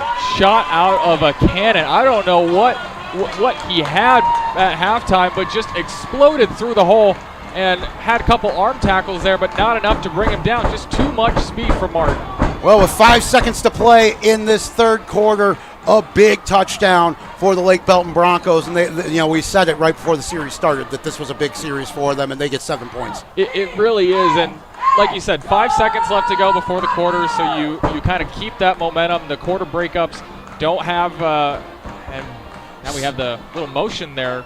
Kind of fooled me. They are going to get a flag there. So yeah, Stevens' extra point for now is good. Let's see what the referee calls. For the moment, it is 24-14 in favor of the Lake Belton Broncos. The penalty is going to go against the Patriots, so the extra point is good. Well, it's been an exciting third quarter. It was all Eastview until this drive, but a big score for the Lake Belton Broncos has them up 24-14. So 10-point game, 12 minutes to go. Anybody can win this one still. It's really anybody's game because the bend don't break didn't really work there for Eastview, and they were able to score. But still, you're in this game because of that defense. Now, if you're the offense, you've scored the last couple times out. Keep that momentum going, make things easier on your defense, and get another sustained drive going, and keep that momentum going into the fourth quarter. The pass interference, a big call there on third down, and Lake Belton punches it in one play later. Tacoa Martin from 33 yards. It is now 24-14. Martin, their featured back. He's gotten most of the work here tonight. Aquavius Marbury is the deepest man for the Patriots. And in their multi-kicker setup, Austin Robello, the senior who kicks off, will be kicking off from right to left. Well, this has been a very exciting quarter. 2 touchdowns to the Patriots, 1 for Lake Belton, so 21 total points. The run up and the kick from Robello is high and hanging in the air, bounces about the 20-yard line. That's picked up there by Tanner Namkin. Namkin's going to dance forward, and only a few yards there. He only got to about the 23 as time expires on the third quarter. Well, it was an exciting one. The Eastview Patriots cut into the Lake Belton lead, but the big touchdown from Tacoa Martin has pushed their lead back up to 10. It's 24-14 when we come back for the fourth quarter on the Vype Live Network.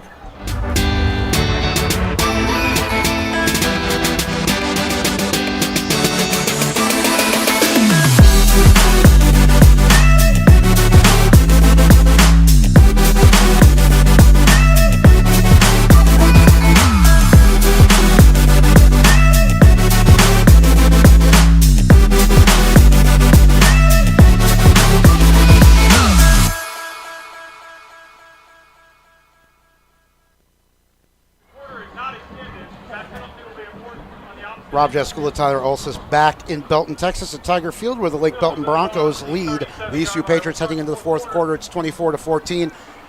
Also, a shout out to Rosie Bega in our Austin studios. We're glad you're with us here on the Vype Live Network. A beautiful Friday night. And following that kickoff to end the third quarter, a 15-yard penalty was tacked on to the end of it.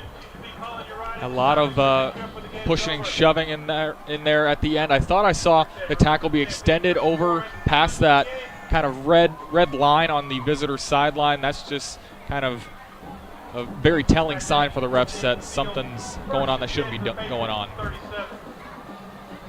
Second game of district play. The Eastview Patriots looking to push their record to 4-1 on the year. They need to score at least 11 points to do that. As Ty Blair comes out left hash, his own 37-yard line, looking to throw to the right. He has Tanner Namkin on the drag route. He's across midfield and in. Oh, he dropped the ball. The ball's on the ground, and it's recovered by the Broncos. Oh, Tanner Namkin had the first down. He was on his way to the ground, and a good punch there. Looked like Xavier Wells, the senior who plays both ways, who knocked it out. He had a drag route that he let go through his hands. Now comes up with this one, has a long run after the catch, and just like you said, fell to the ground. Good, what they call the peanut punch, thanks to Peanut Tillman, and really just a heads-up play by the Lake Belton defense. And it's just little plays like that. Turnovers. Number 4 for Eastview tonight. That's been the story of the game for the Patriots, and that was really going to set them up in Lake Belton territory. Instead, the Broncos take back over. Maverick Maddox, making his first start of the year, will play from his own 40-yard line, 11:46 to play, with a 10-point lead. It's 24-14. 2 receivers to the left, 1 to the right as this series begins. Man in motion to the near side. They're going to fake the jet sweep. It's going to be handed up the middle to Tacoa Martin. He went for 33 yards and a touchdown on his last carry. This time he's got 3 or 4 on first down. Now, we haven't seen too much of the run games from either teams necessarily. A lot of play action, a lot of passing. We saw 31 passes, I believe, from Eastview in that first quarter. But you get a touchdown through the run like that. You see that as an offensive coordinator say, "My guy's got fresh legs. Let's keep feeding him the ball." Yeah, Martin only had 4 carries in the first half for 20 yards. He's been the bell cow for them in this second half. And with a 10-point lead, clock running, 11:05 to play, why not keep it on the ground? Second down, 6 yards to go. Ball at the left hash, their own 44-yard line for the Lake Belton Broncos. 2 receivers to the left, 1 to the right. This time it's a play-action pass, and Maddox has nowhere to go before he runs into the Eastview defensive line, led by Ty Temples. A big stop pushes him back a few yards as well. It's going to be 3rd and long. And his helmet came off as well. Going to have to sit out a play. We'll see what they choose to do. They're already the backup in with Maddox. Christian Anchueri is checking into the ball game, and Might go back to that Wildcat for a play or two. Maddox waiting to see if he is going to be sent off the field. Davion Peters has taken the bulk of these Wildcat snaps. It's 3rd and 9. And indeed, he is going to be lined up behind center. 2 receivers to the left, 1 to the right. Martin is the one running back on his left hip. This time Peters is going to sweep to his left. Looks like he is gobbled up, and Tyson Ajayaoko in pursuit knocks him out of bounds after a gain of 2, 10 minutes to play. The speed of this Eastview team has really shifted from that first half. We didn't see a whole lot of contact in the first couple yards past the line of scrimmage, and now they are flying to the ball regardless of where it's going on the field, and that's going to bring up a 4th down here. It looks like we might have an injured player down on the field. Yeah, man down on the far side. 9:53 to play in this ball game. The Lake Belton Broncos have led from the start, 24-14. The Eastview Patriots had a big third quarter. They got that down to 17-14, but on their last possession, Lake Belton was able to punch it in from 33 yards and Takoa Martin. And just on this previous series, Eastview with the fumble in Lake Belton territory, but the defense coming in and putting up a 3 and out. Yeah, and that's what you really want from your defense, to come up big in those spots, and just kind of looking at what's going on. I did see a flag come in as well. We have some coaches from Lake Belton making their way over to the injured player on that far sideline. It's really been up to that defense to kind of make your stance known, make your presence known. You've had a lot of bend don't breaks, and now you're breaking back. You're kind of pushing back now, and you're forcing the offense to kind of bend to your will this time out. The Patriots have forced 3 field goal attempts on short fields. As Stevens only 1 for 3. So in the second quarter where they really could have pushed out their lead, the Patriots did stay in this, and we do still have a close ball game. It's a 10-point deficit, but if you've watched any Eastview football this season, you know that Ty Blair and this offense can strike in a flash. It will be 4th and 9 when we resume play. Probably a punting situation here from their own 41-yard line. The play was over. Unsportsmanlike conduct. Lake Belton, number 10. And Davion Peters guilty of the unsportsmanlike conduct. Number 10. That's 2 unsportsmanlike conduct. He has disqualified himself. Oh, big call. Davion Peters guilty of 2 unsportsmanlike conducts at the end of that play, and he has been disqualified from the game. You know, I saw a conversation happening over there, and the Lake Belton coach, a couple coaches actually, they're really upset with the officiating. I did see one flag go down. I did not see the hat come down from the same official or another flag being thrown. Just some conversations being had there, and not sure what was said. They might have had a conversations, really unsure of what happened. There was nothing physical, I can say, as Peters kind of starts to undress and takes the helmet off, takes the gloves off, and is on the sidelines. Coach still out there fighting for him, but not going to overturn anything. No, the assistant coaches won't like the helmet throw there either. Davion Peters has been the big man for this Lake Belton Bronco team. He is one of their stars. We knew it coming in. He's had a big ball game as well, and he will not participate in the last 10 minutes here. Let's see what that effect that has in this final 9:53. The Broncos do lead 24-14. You're here on the Vype Live Network. Rob Jaskula, Tyler Olsis, and Rosie Bega back in the studio for what's been a very interesting ball game. This Lake Belton Bronco defense has stifled an Eastview offense that's scoring 42 points a ball game. And the walk-off will be, 15 yards and then half the distance to the goal on the second one. So for the second time tonight, we're going to have to do some math to figure out what the fourth down yardage is. They need the 50. Okay. This one's a lot cleaner. I want to say it's 15, 25. I want to say 4th and 35. I think it's at the 14th. 4th and 36. Add one 36, more. Yeah. Okay. Jeez. Don't see too many of those often, let alone twice. No, they're really testing us with these numbers here tonight. We're doing work here on Friday night, and we're glad you're with us. Punting situation here for the Lake Belton Broncos. Tanner Namkin stands at the 45-yard line of Lake Belton, so should be good field position. The punt is, kind of shanked. It's bouncing off to the right side, and the Patriots will fall on top of it at the 26-yard line. Well, was that one blocked by Tyson Ajayiwoko? He got a hand on it. Yeah, a little bit of a tip there, and you saw him kind of running into the punter. That's why no flag was thrown. He got contact on the ball, and, boy, dangerous opportunity there. You saw the ball kind of bounce, and Eastview pounce on it right away.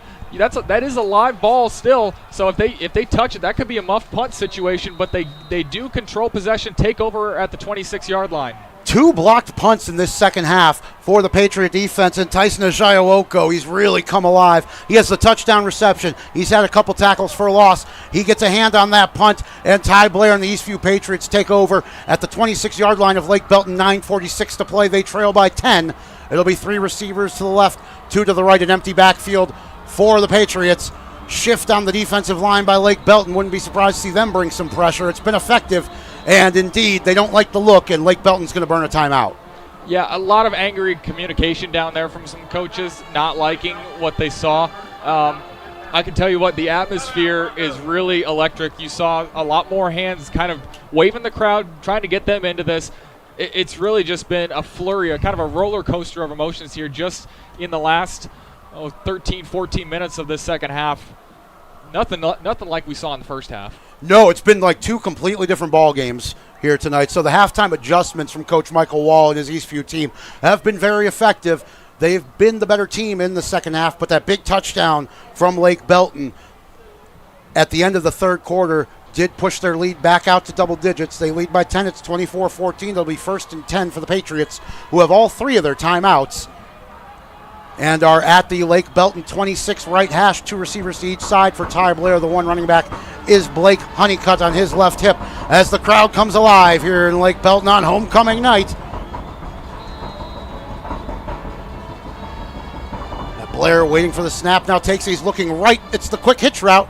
And pushed out of bounds is Luke Martin. Just a nice toss and catch. Simple route there. He saw the cornerback laying off. Simple, and that's chemistry all the way. You throw it before your receiver even makes his break, and he gets those 2 hands on it and makes a good catch. 6 yards on first down. Blair to Martin. Ball at the 20-yard line.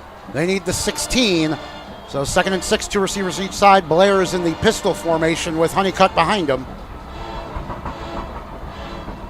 Now Honeycutt in motion to the far side.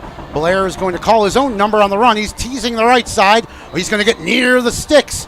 We'll see where the spot is. It didn't look like he had much of anything there, but he was very patient. Very patient indeed. Letting the blocks develop, just getting that initial push from the offensive line, and you keep those feet driving if you're the offensive lineman and give your runners some lanes there, and that's exactly what they did. Got the first down. Blair got exactly to the sticks to the 16-yard line. It'll be 1st and 10.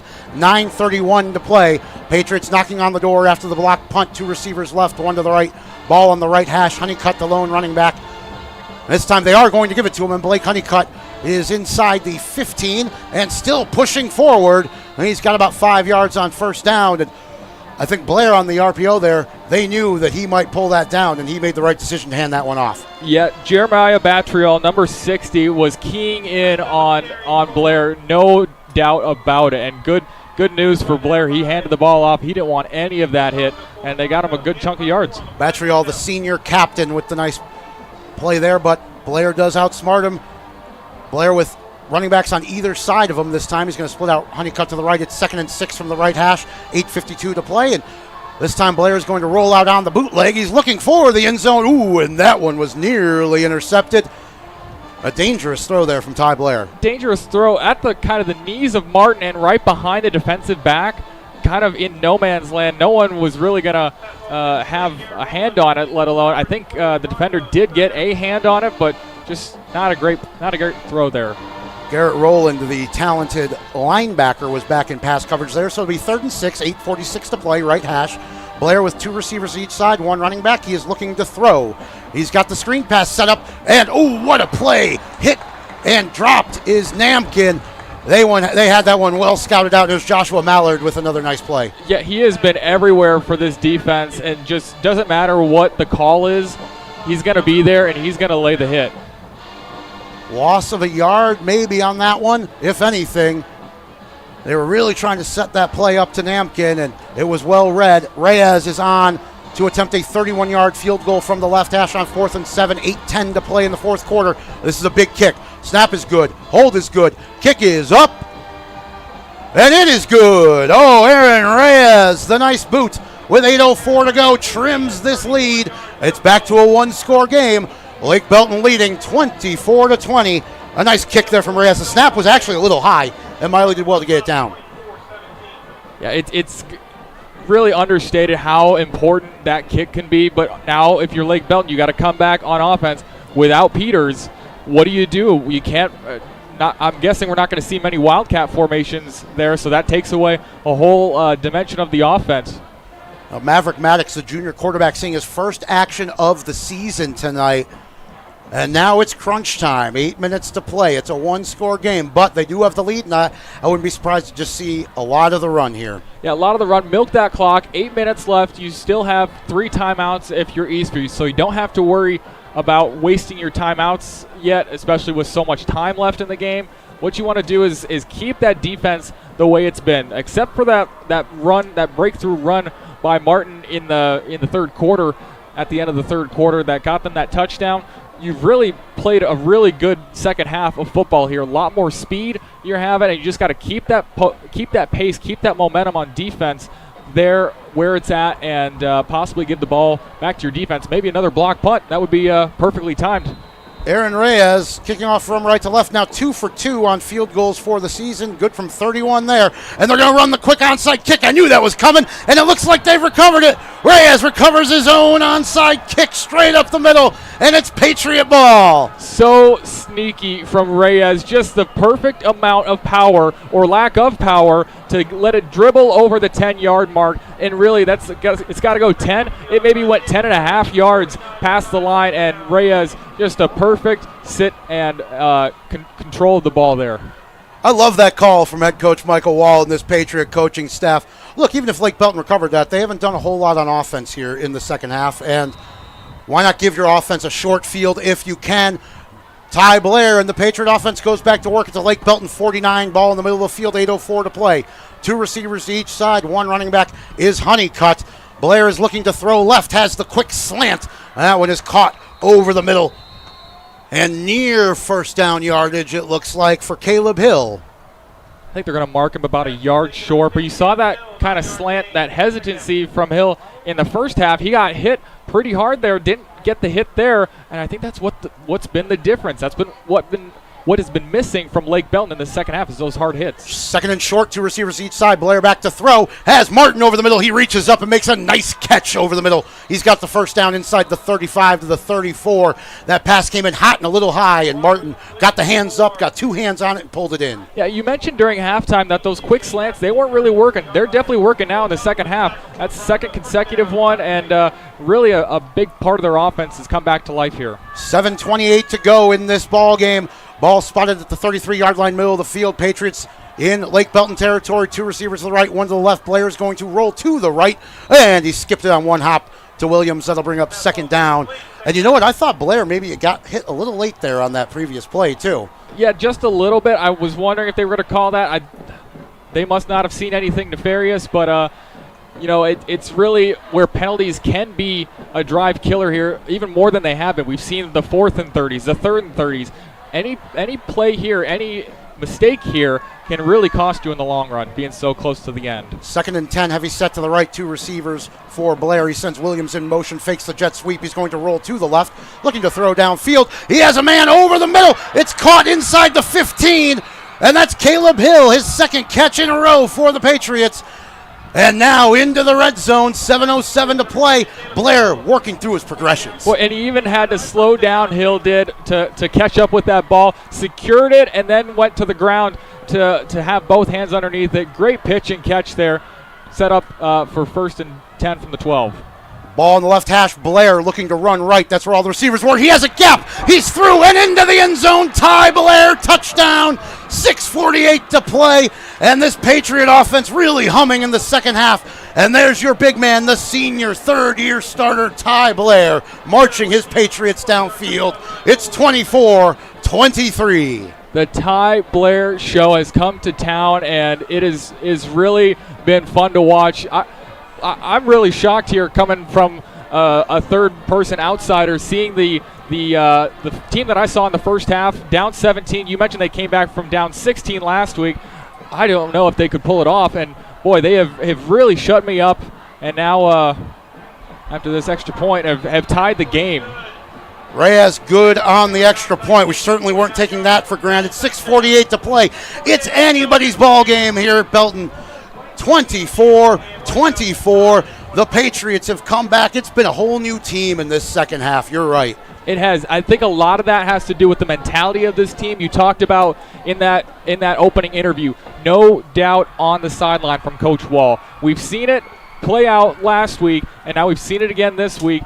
And you've done more Eastview games than I have this year, but excitement really seems to kind of be their momentum. The cardiac Patriots, if you want to call them that. You know, this high-powered offense was held scoreless in the first half. They've got 24 points here in the second half. And really, it was so surprising to see how ineffective the offense was in the first half. And credit that Lake Belton Bronco defense. They forced 4 turnovers tonight, but now here, it's late. You have your star player behind center, and Ty Blair's really making it happen. He has, and it's been a really up and down night for him. Started off the first drive with an interception and had a fumble after that. It's really just not gone his way so far as a whole, but just take away this second half, and it has been a beautiful performance from Ty Blair. 2 short passing touchdowns for Blair in this second half, and now the 12-yard run up the middle as Reyes kicks off. This one is taken at the 15 by Harness, and Harness has some running room to the right side. He's across the 30, across the 35. It'll be good starting field position for the Lake Belton Broncos and Maverick Maddox, but now without his best weapon, Davion Peters, for the rest of this ball game. 6:41 left, and you're really going to see a test of his mettle here. You are, and I think that's going to be the key here. You only have 6:41 here, so 1, maybe 2 drives, and you really don't want to kind of salt away your second drive here, put everything on that second drive. You got to count your possessions here. If you're the coaching staff, how do you want to play this out? Do you want to keep a long sustained drive, or do you just want to get points? And Maddox, does he have the experience to kind of bring his team to the promised land and finish off this game? They start at their own 36 right hash, 2 receivers left, 1 to the right. Maddox is going to hand off to Tacoma Martin. Oh, Isaiah Davenport Bell was in the defense, in the backfield, missed the tackle. Martin's got about 4 yards, did well to get those 4 yards. He really did, kept those feet churning, and that's what we saw in the touchdown run too. Had so much speed that those arm tackles, they're not gonna do anything to him. You got to go in at the knees and at the hips, and it's just a good solid chunk of yards on first down. Second down, 6 yards to go. Ball spotted at their own 40. Clock is running, 6:10 to play. Play clock under 20 seconds as the play call comes in for Maverick Maddox, the junior starter tonight, having a nice game, but he's never played in a situation like this. 6 minutes to go. 2 receivers to the right, 1 to the left, man in motion to the far side. They're going to fake and give to Martin on the draw. And the Patriots have that one well scouted out. That's going to go nowhere. Boy, a lot of pressure straight up the middle. I wonder if there was some miscommunication along the offensive line with how many guys were in the backfield that quickly. It was Tyson Ajayiwoko that was the first man there. And again, another star player for the Patriots having a big second half. And yeah, there were 2 Patriots right there ready for the handoff, it felt like, once they faked the jet sweep. 5:20 to go, clock running, tie ball game, 3rd and 9 at their own 37-yard line as Maddox is looking to throw to the right. Now he's going to pull it down and run.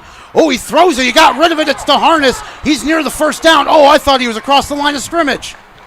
Boy, he had like kind of a second effort, not forward, but behind the line of scrimmage, looked to be going forward, then took a couple steps back and didn't have his entire body past the line. That's just kind of one of those backyard plays that, hey, it works, coach, and you maybe don't want to replay that, but he gets a first down. out to the 46-yard line. So a heads-up play there by Maddox. He was set to run. He had the ball tucked completely and then just decided he saw the open man, and a nice throw and catch to Zion Harness. So at their own 46 left hash, 4:40 to play. Clock running. 2 receivers to the right, 1 to the left, man in motion to the near side. And this time we have whistles before the snap and maybe a timeout. And it looks like indeed it was a timeout, as Lake Belton uses their second timeout with 4:34 to play in this tie game. Oh, that stop would have been huge. A big first down, it felt like there. It really would have. You would have gotten the ball back, let's say, maybe around the 30-yard line with the punt. And the punt has really been no guarantee if you're Lake Belton, so that could have set you up in a really dangerous position there. Instead, converting on the third down to get to the first down and really set yourself up in some prime territory. You're at the 46-yard line. You got 4.5 minutes to go. How do you want to play this if you're Lake Belton? You really have all the options at your disposal. You can go for the score. You can kind of wind the clock down and kick the game-winning field goal. It's really all up to you. I just don't know what the correct decision is. Obviously, you want to score. That's whatever they're giving to you. But what your offense has shown you in the second half especially has not been really confidence instilling into if you're a coaching staff. And no Davion Peters the rest of the way Exactly. after his disqualification. 4:34 to play, 1st and 10 for Lake Belton. Maverick Maddox has 2 receivers to the right, 1 to the left, sends the man in motion to the near side, and now is looking to throw. He's got the flare out to Zion Harness. He's got the catch, and he's across midfield into Patriot territory. Oh, well set up there, and a confidence-inspiring throw for your quarterback. Yeah, Harness looks to really be taking the spot of Peters.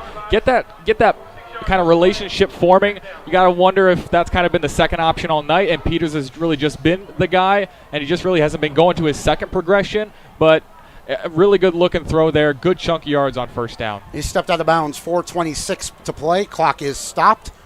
It'll be 2nd and 4 as the Broncos are into Eastview territory at the 48-yard line. They need the 44. Maddox has 2 receivers to the left, 1 to the right. He's going to give it to Koa Martin. He's got room on the left side. A first down to about the 42. And a lot of room there off left tackle. A lot of room. I don't know if Eastview was necessarily expecting a run up the middle. Kind of unexpected there. Did have a lot of room to run. Got the first down before contact even. And first down, you saw 2 hands on the ball, too. That's really got to be a point of emphasis you got to expect from these Lake Belton coaches. Tommy Stevens, the kicker, does have a big leg that we've seen, but he is only 1 for 3 on field goals. He's missed from 40 and 37. He's been good from 31. 2 receivers to the left, 1 to the right. 1st and 10. The give is up the middle, and only a couple yards there on first down for Tacoa Martin. 3:50 to play, clock running. Good pressure again by Eastview, really shutting those blockers early on in the play development, not letting them get past the line of scrimmage there. Clock is running, 3:35 to go, 24-24. The Eastview Patriots have come back to tie this game after trailing by as many as 17 in this second half. No gain on first down there, so a good start to this particular set of downs for the Patriots. Ball's in the middle of the field, 42-yard line of Eastview. 2 receivers to the right, 1 to the left. This time they're going to throw to the right, and that one is off the hands and incomplete. Well, he had Taha Khan, the senior tight end, but the pass was a little high for him, and he wasn't quite ready for that. Yeah, a lot of that credit to the defense getting in the hand or getting in the face. If you can't get to the body of the quarterback, get in his eyesight. Get those hands up, jump around, and make that pass difficult to throw for the quarterback and also difficult to catch for the receiver. Clock stopped following the incomplete pass. There's 3 minutes and 9 seconds to play. The Eastview Patriots and the Lake Belton Broncos are tied at 24. It is 3rd and 10 at the 42-yard line of Eastview. They need the 32. Maddox has 2 receivers to the right, 1 to the left. Play action pass. He's flushed out of the pocket. He's going to throw to the right into the bench. Isaiah Davenport Bell was there in pursuit, along with what looked like half the Patriot defense. It's 4th down. Boy, what do you do here if you're coach? Yeah, Coach Copp has a big decision to make here. And like you said, the punt hasn't really been working, but they did run the pooch punt once in the first half, so maybe that's what they go with here. 3:01 to play. They do line up as if to go for it. They're at the 42. And let's see what they end up doing. Indeed, they are going to punt it. Maddox's punt is high and end over end. It's going to bounce at the 10 and inside the 5 where it is downed at about the 3 or the 2 yard line. We'll call it by Dodd. A nice punt there. A big play to flip that field position. Beautiful. You've seen the last couple times they've done it. It's gone straight into the end zone, maybe off the one bounce. And this time it's gotten a lot more height this time, a lot earlier bounce, and the kick coverage team is able to get down there. The gunners are able to, it's maybe the wide receivers out of that formation, getting the ball down at the, let's call it the 2 yard line. Jeez, that's beautiful play there. Now they got to go 98 yards and 251. Well, folks, last week, if you watched our game on the Vype Live network, Ty Blair hit Tanner Namkin from 89 yards for the game-winning score deep in the fourth quarter. Let's see what they have here. He's standing in his own end zone, 2x2 receivers. Blake Honeycutt, the lone running back. Blair looking to throw to his left on first down. Has Luke Martin at the 10-yard line, and he's going to step out of bounds about the 12, and there's some flags. I think he was hit out of bounds late. Yeah, kind of picked up almost out of bounds, and they threw the flag. That's just not a smart play. You don't need those needless flags if you're Lake Belton. Well, Lake Belton racking up the personal fouls here in the second half, and 15 yards there, a huge play. Martin was near the first down. It was about 9 or 10 yards there, so it would either have been 1st and 10 or 2nd and short. But only at about the 12. This penalty will take it out to the 27, 28-yard line with 2:42 to go.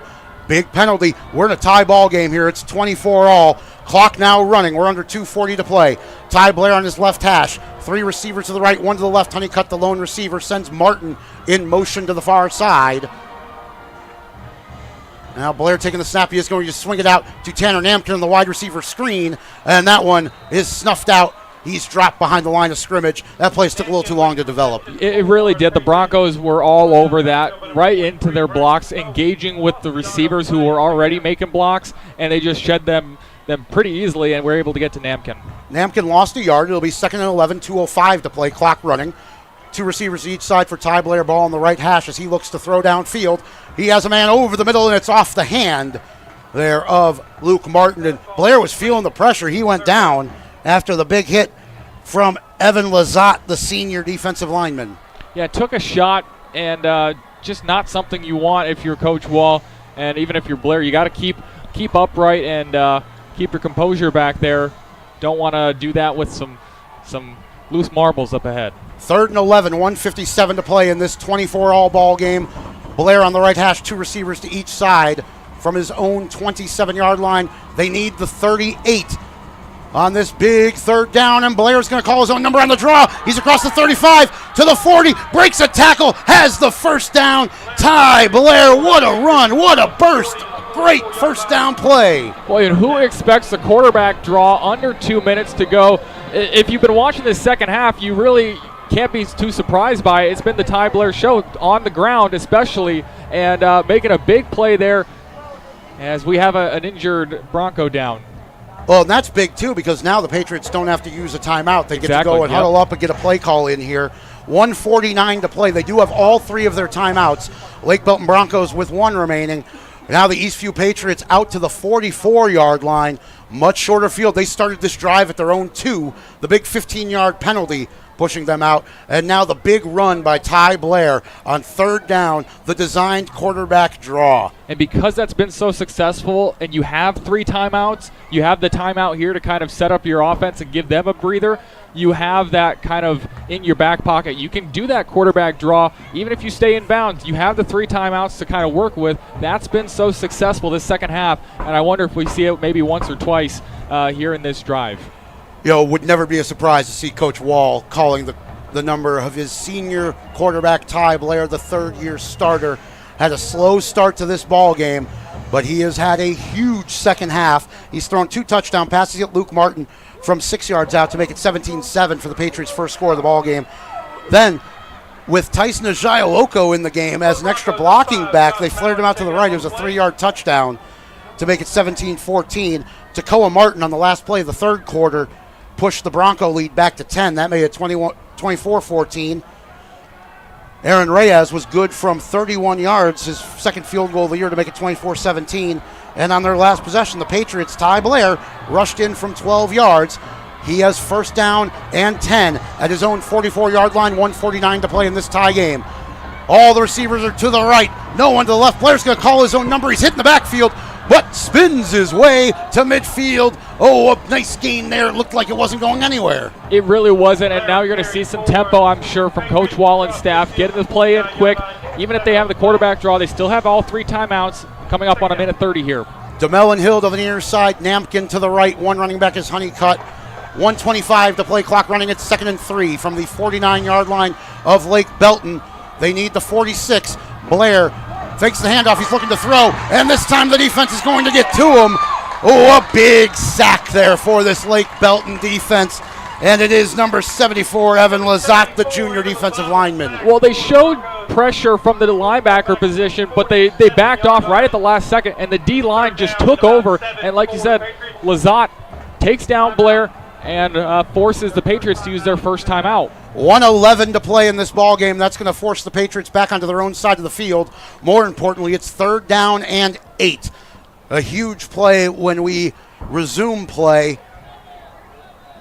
I mean, I wouldn't be surprised to see them call the quarterback draw again. It's been very effective. I was just thinking, quarterback draw, you've been getting about 6 or 7 or 8 yards each attempt. I will say the last time they did that, though, he had to kind of fight for those yards. So how reliable has it been? The arm has been there this second half. The receivers have been there in space. Can you get one of them in motion on a drag route, perhaps? Just keeping your hands on the ball, keeping everything in front of you if you're a receiver, and give Blair some time to work with if you're that offensive line. Well, with 1:11 to play, Lake Belton does only have 1 timeout. Ball near the middle of the field here. I wonder if this is 4-down territory for the Patriots. May not get there, though. This game is all tied up. It's 24-24. We're glad you're with us on the Vype Live Network. 3rd and 8 with 1:11 to play. Ball spotted in the middle of the field at their own 47-yard line. Ty Blair and the offense need the 46 of Lake Belton. 2 receivers to the right, 1 to the left. Honeycutt, the lone running back. Blair looking to throw. Has a man over the middle. It's caught. First down yardage into Lake Belton territory. Luke Martin, he went to the senior. He went to the senior for that reason, because he's able to get out in space, make defenders miss, and pick up valuable chunks of yardage after the catch. Clock Great running. play. We're under a minute to go. 2 receivers to each side. From the 40-yard line of Lake Belton, Ty Blair back to work. Looking to complete the comeback. He's got to throw to the right side. It's Martin with the catch. He's got about 5 yards on first down. He took a real shot, but it was a nice grab. Yeah, Aiden Mitchell, they're laying the hit right there on contact. Boy, how did he hang on to that ball? Clock's still running. We're under 40 seconds. 35 to play. 2nd and 5 for the Patriots from the 35-yard line of Lake Belton right hash. 2 receivers to the left, 1 to the right for Ty Blair. The clock is still running. 27 seconds. 25 as the ball is snapped. Blair rolling out to his left. He wants it all. He's looking for Nampkin, and that one is just overthrown. 18 seconds to play. Boy, a lot of time taken off. They have those 2 timeouts, but Blair was focusing on this left side, motioning to a receiver to maybe who didn't get all the play. Fired it out to Nampkin. Just nowhere in the area was Nampkin. No, Blair does a nice job when there's tight coverage there of putting the ball where only his receiver can get to it if anyone can. 18 seconds to play in regulation. This game is tied at 24. It's 3rd and 5 for the Patriots. They do still have 2 timeouts remaining. 2 receivers to each side. Right hash, they need the 30. Blair takes a snap. He's looking to the right. He's going to throw over the middle. And that one is in and out of the hands of Luke Martin. A very nice defensive play. And that was Aiden Mitchell once again. Dangerous play there from Mitchell, though. Gambling and kind of going from behind Martin and just kind of getting those hands in there. Got to be careful, but great play getting the deflection and bringing up 4th down. 4th and 5 for the Patriots with 12 seconds remaining on the clock. 2 timeouts left for Eastview. Lake Belton has 1 remaining. Here's a big play. Ty Blair stands it at the 40. They need the 30. 2 receivers right, 1 to the left as this crowd comes alive. 4th and 5. Blair looking to throw to the right side. Now he tucks it. He's looking to run. He pulls it back in. Ooh, and it bounces on 1 hop. Incomplete with 5 seconds to play in regulation. Well, they took a shot. Didn't work out. They did, and just a good job spying Blair and not letting him use his legs to get out. Tried to make an effort, just had that one skip off the ground. What a ball game we have seen here tonight. And, there were some concerns at halftime that maybe Lake Belton might be running away with this ball game if they had caught a few different breaks. Eastview really showing their tough mentality to come back and tie this game at 24 here in the fourth quarter. But the drive stalls out in Lake Belton territory with 5 seconds to go in regulation. I wouldn't be surprised to see this one head to overtime. But let's see what they dial up here. Coach Brian Copp may surprise us. He's already thrown a few wrinkles in here tonight. Looks like the safeties will be very deep for the Eastview Patriots. 5 seconds to go in regulation from their own 35 left hash. And indeed, they are just going to kneel it. This ball game's going to overtime. It's been an absolute classic. Let's take a timeout and catch our breaths. You're listening to the Vype Live Network.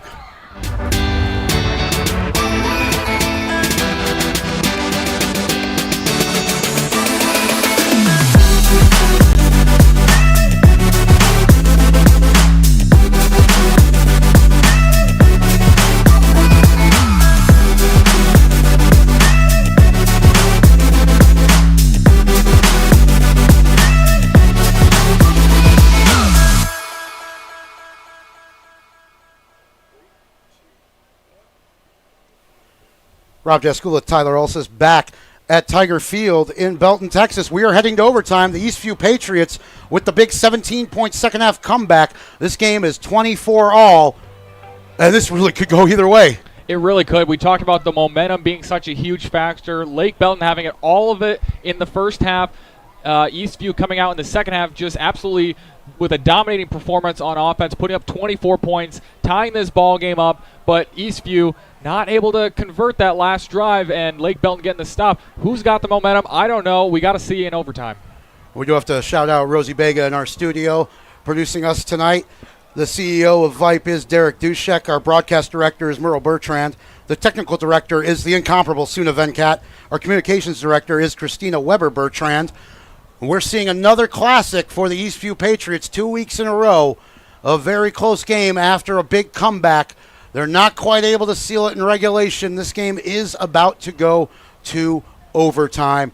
And, well, it was 17-0 at halftime. The Patriots really controlled that second half. They did, and they came out right away on offense. That was what was limiting and holding them back in the first half. They came out with fire in the second half, firing on all cylinders. On the ground, you saw a lot more use of Blair in the ground game, and you saw him converting a lot more space for those receivers as well on offense. Defensive-wise, they really came out a lot more energy, a lot more speed from the DBs as well as the linebackers. Great pursuit all across the field and just kind of stopped this Lake Belton offense. And we got to talk about special teams too. The two punts that set up the two offensive touchdowns for Eastview. Really all facets of the game has been really great for Eastview in the second half. And, Coach Wall, every week when I talk to him, he always makes sure to shout out his special teams. He likes talking about all three phases. And there's no doubt about it that the Patriots have been better on special teams tonight. Stevens for Lake Belton, only 1 of 3 on his field goals. Reyes, good from 31 yards for the Patriots. He's 1 of 1. And, yes, the 2 blocked punts in the second half. Ty Temples, Tyson Ajayaoko, your 2 big guys. The edge rushers getting to the punter and getting hands on it. Some real momentum shifts in that second half thanks to the special teams. And let's go back to that first half. The end of the first half, really the entire second quarter, the game being played on the right side. So many opportunities for Lake Belton to even just get 3 points. One of those field goals goes in. Maybe a touchdown gets scored on one of those plays that kind of stalls out, on one of those drives that stalls out. And we gotta end the ball game here. Instead, we're in overtime. The Patriots will take the first possession of overtime, working from left to right in their road all-white uniforms. Lake Belton Broncos in all black. Ty Blair has 2 receivers to the right, 2 to the left. He's going to send a man in motion to the near side. Oh, and that one was snuffed out immediately. Blair gets knocked down for a loss of 4. And that wasn't going anywhere whether he handed it off or not. It wasn't. He almost got both defenders. I think that was number 70, number 60, Batriol, getting the hit on Blair, and almost had Honeycutt there as well. Well, the senior captain showing up big here in this fourth quarter and overtime. Batrial. It'll be 2nd down and 14 for the Patriots. They need the 15, 2 receivers to each side. Honeycutt, the lone running back, as Ty Blair looks to throw to the left. Has a man wide open on the left side. Oh, and it's dropped. In and out of the hands of Tanner Namkin, it looked like. Boy, how big is that going to be? A lot of fans holding their breath here on the home sideline. That was 6 points. That was 6 points, and Blair went with the pump fake, and Namkin ran a very nice route. He was heading to the pylon, just unable to come up with it. That'll bring up 3rd and 14. Big play here for the Patriot offense in overtime. This game is tied at 24. 2 receivers to the right, 1 to the left for Ty Blair. Honeycutt is the lone running back. They need the 15. Blair rolling out to his right and looking to throw. He's got pressure. Men are in his face. He's going to be brought down at the 38-yard line. A huge coverage sack by this Lake Belton Bronco defense. And Evan Lazat coming up big there. That's just a coverage sack. Like you said, 4th down and forever. And, well, I don't know what play call you call for this. So this one at the 39-yard line. The Patriots need the 15, so it'll be 4th and, 24 for Eastview, and Coach Michael Wall's going to take a timeout. You need your best play here. You do, and I wonder if you go back to the kind of the play action or the pump fake from Blair, just to kind of get some movement out of the defense, get them moving one way. Obviously, quarterback draws are off the table here, 4th and forever. You got to go deep. How is Lake Belton going to play this? Are they going to have kind of a prevent defense? You saw at the end of I believe it was at the end of one of the halves, you had about 5 guys within 15 yards of the end zone. Wonder if they'll do the same thing, but near the 1st down marker at the 15. Well, this Lake Belton Bronco defense really coming up big in this overtime series, too. The tackle for loss or sack on the first play, and then on 3rd down, the big sack of Ty Blair to bring up this 4th and 24 situation.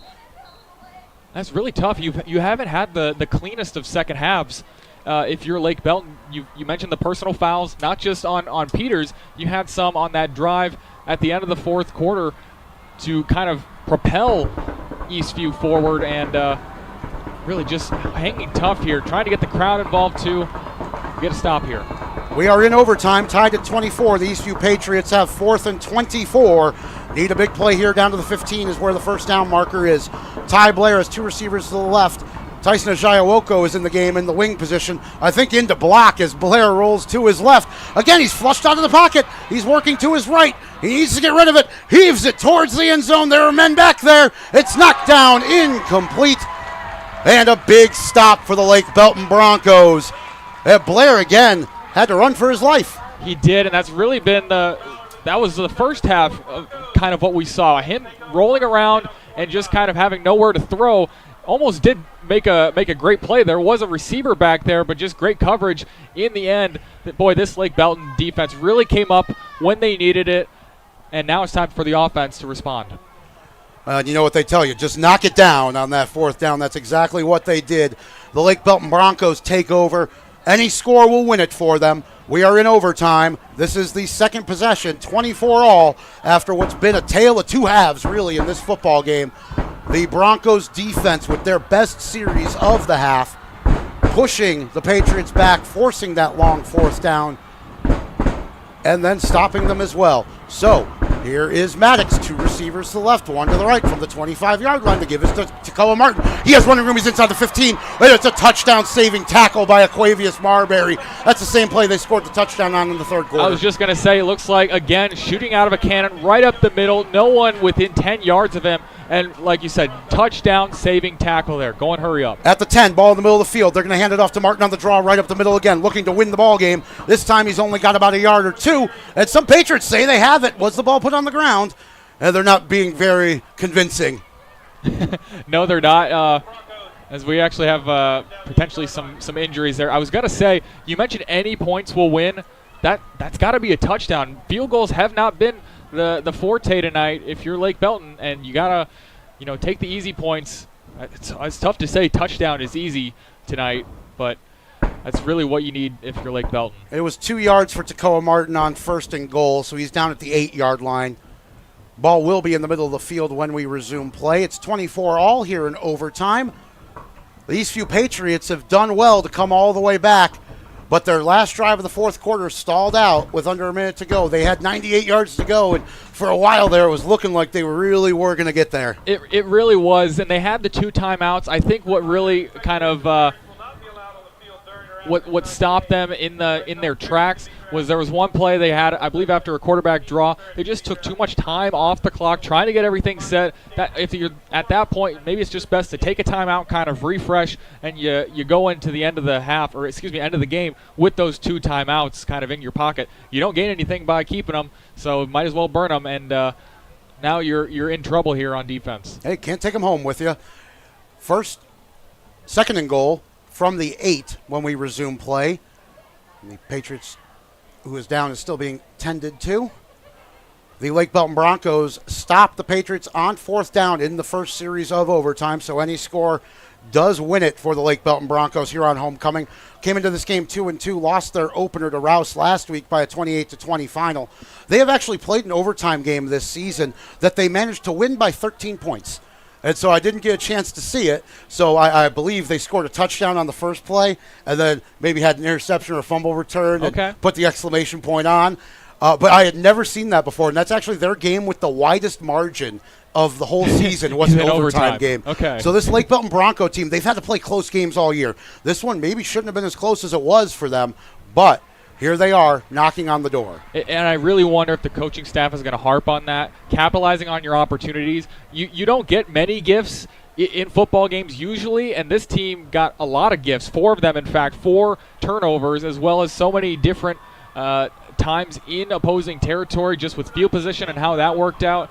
And I won't necessarily say they squandered it. They did score a couple field goals there, had opportunities for field goals, but just didn't make the most of it. And that's really what you have to do in all facets of the game and in every single quarter. Tacoma Martin has been the best weapon for this Lake Belton Bronco offense. He's gotten the call in the first 2 plays of overtime and has his team at the 8-yard line. Ball spot in the middle of the field, 2nd down, goal to go, 2 receivers left, 1 to the right. Martin is the lone running back. And they are going to give it to him on the draw play, and he's going to bounce off 1 tackle. He's going to spin down towards the 5. He stopped there. It's 3rd and goal. And I think they're going to keep it in the middle of the field here, too. 3 points will win it. Stevens is 1 for 3 on field goals. All of them longer than this. This one not much further than extra point distance. The ball is spotted at the 6. So Martin got 2 yards there on 2nd down. It's 3rd and goal to go. 24-all. And it looks like they're not even going to wait.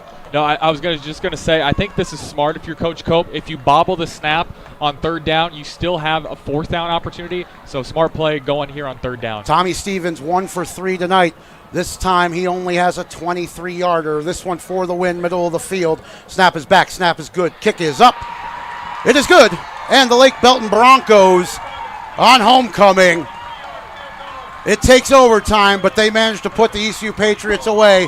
This one finishes 27-24. Well, Stevens, he had a bit of a rough go of it at times tonight, but it was a little more than an extra point. Yeah, they definitely didn't make it easy on themselves, Lake Belton, but you can't say that they did not deserve to win this game from outright. It's really just a great example of finishing the game. There's been so many highs and lows for both of these squads, and it's really just mental toughness, I think, is a win for both of these sides tonight, and their coaching staffs can really hang their hats on that. Lake Belton coming out with the win, though. Well, the Eastview Patriots trailed by 17-0 in this ball game. They managed to come all the way back, tie it at 24-all deep in the 4th quarter, showing that good mental toughness once again. But in overtime, the Lake Belton Bronco defense forces the 4-and-out and the turnover on downs. They run the ball right up the middle 4 times, and on 3rd and goal, it was Tommy Stevens, good from 23 yards to win it. Our final score, 27-24. And I'll tell you, this is a good ball game. Great ball game, and I think both teams have to be happy. They have great aspects to work on during practice this upcoming week, but they also have great things that they can look back on film and say, hey, we did this. We got better at this today, and I'm really excited to see both these teams the rest of the season. Well, it'll be next Thursday. We're back at the Georgetown Independent School District Athletic Complex in Berkelbach Field. The Cedar Park Timberwolves are in town. Brian Reed will be back on that call with me, Rob Jaskula. And I think, Tyler, that's going to do it for us here tonight as the Lake Belton Broncos put it away in the end in overtime, 27-24. The ECU Patriots coming up just short. We hope you enjoyed the broadcast in spite of the outcome. It was a great game of football, and anybody could have won that one. Yeah, I'm really just happy to see both teams compete. Both teams have a great game. Put on a show for you folks at home. Put on a show for the fans here in the stadium, and really just great to see both teams, putting their best foot forward. It's just such great sportsmanship to see the athletics of Texas high school football coming together. You have the homecoming atmosphere kind of making it extra special. Eastview playing their second home game or a homecoming game in a row, and it's just something that isn't anywhere else in the country. Well, that'll do it for us here tonight. Thank you for tuning into the Vype Live Network, where, again, the final score, Lake Belton Broncos 24, 27, Eastview Patriots 24.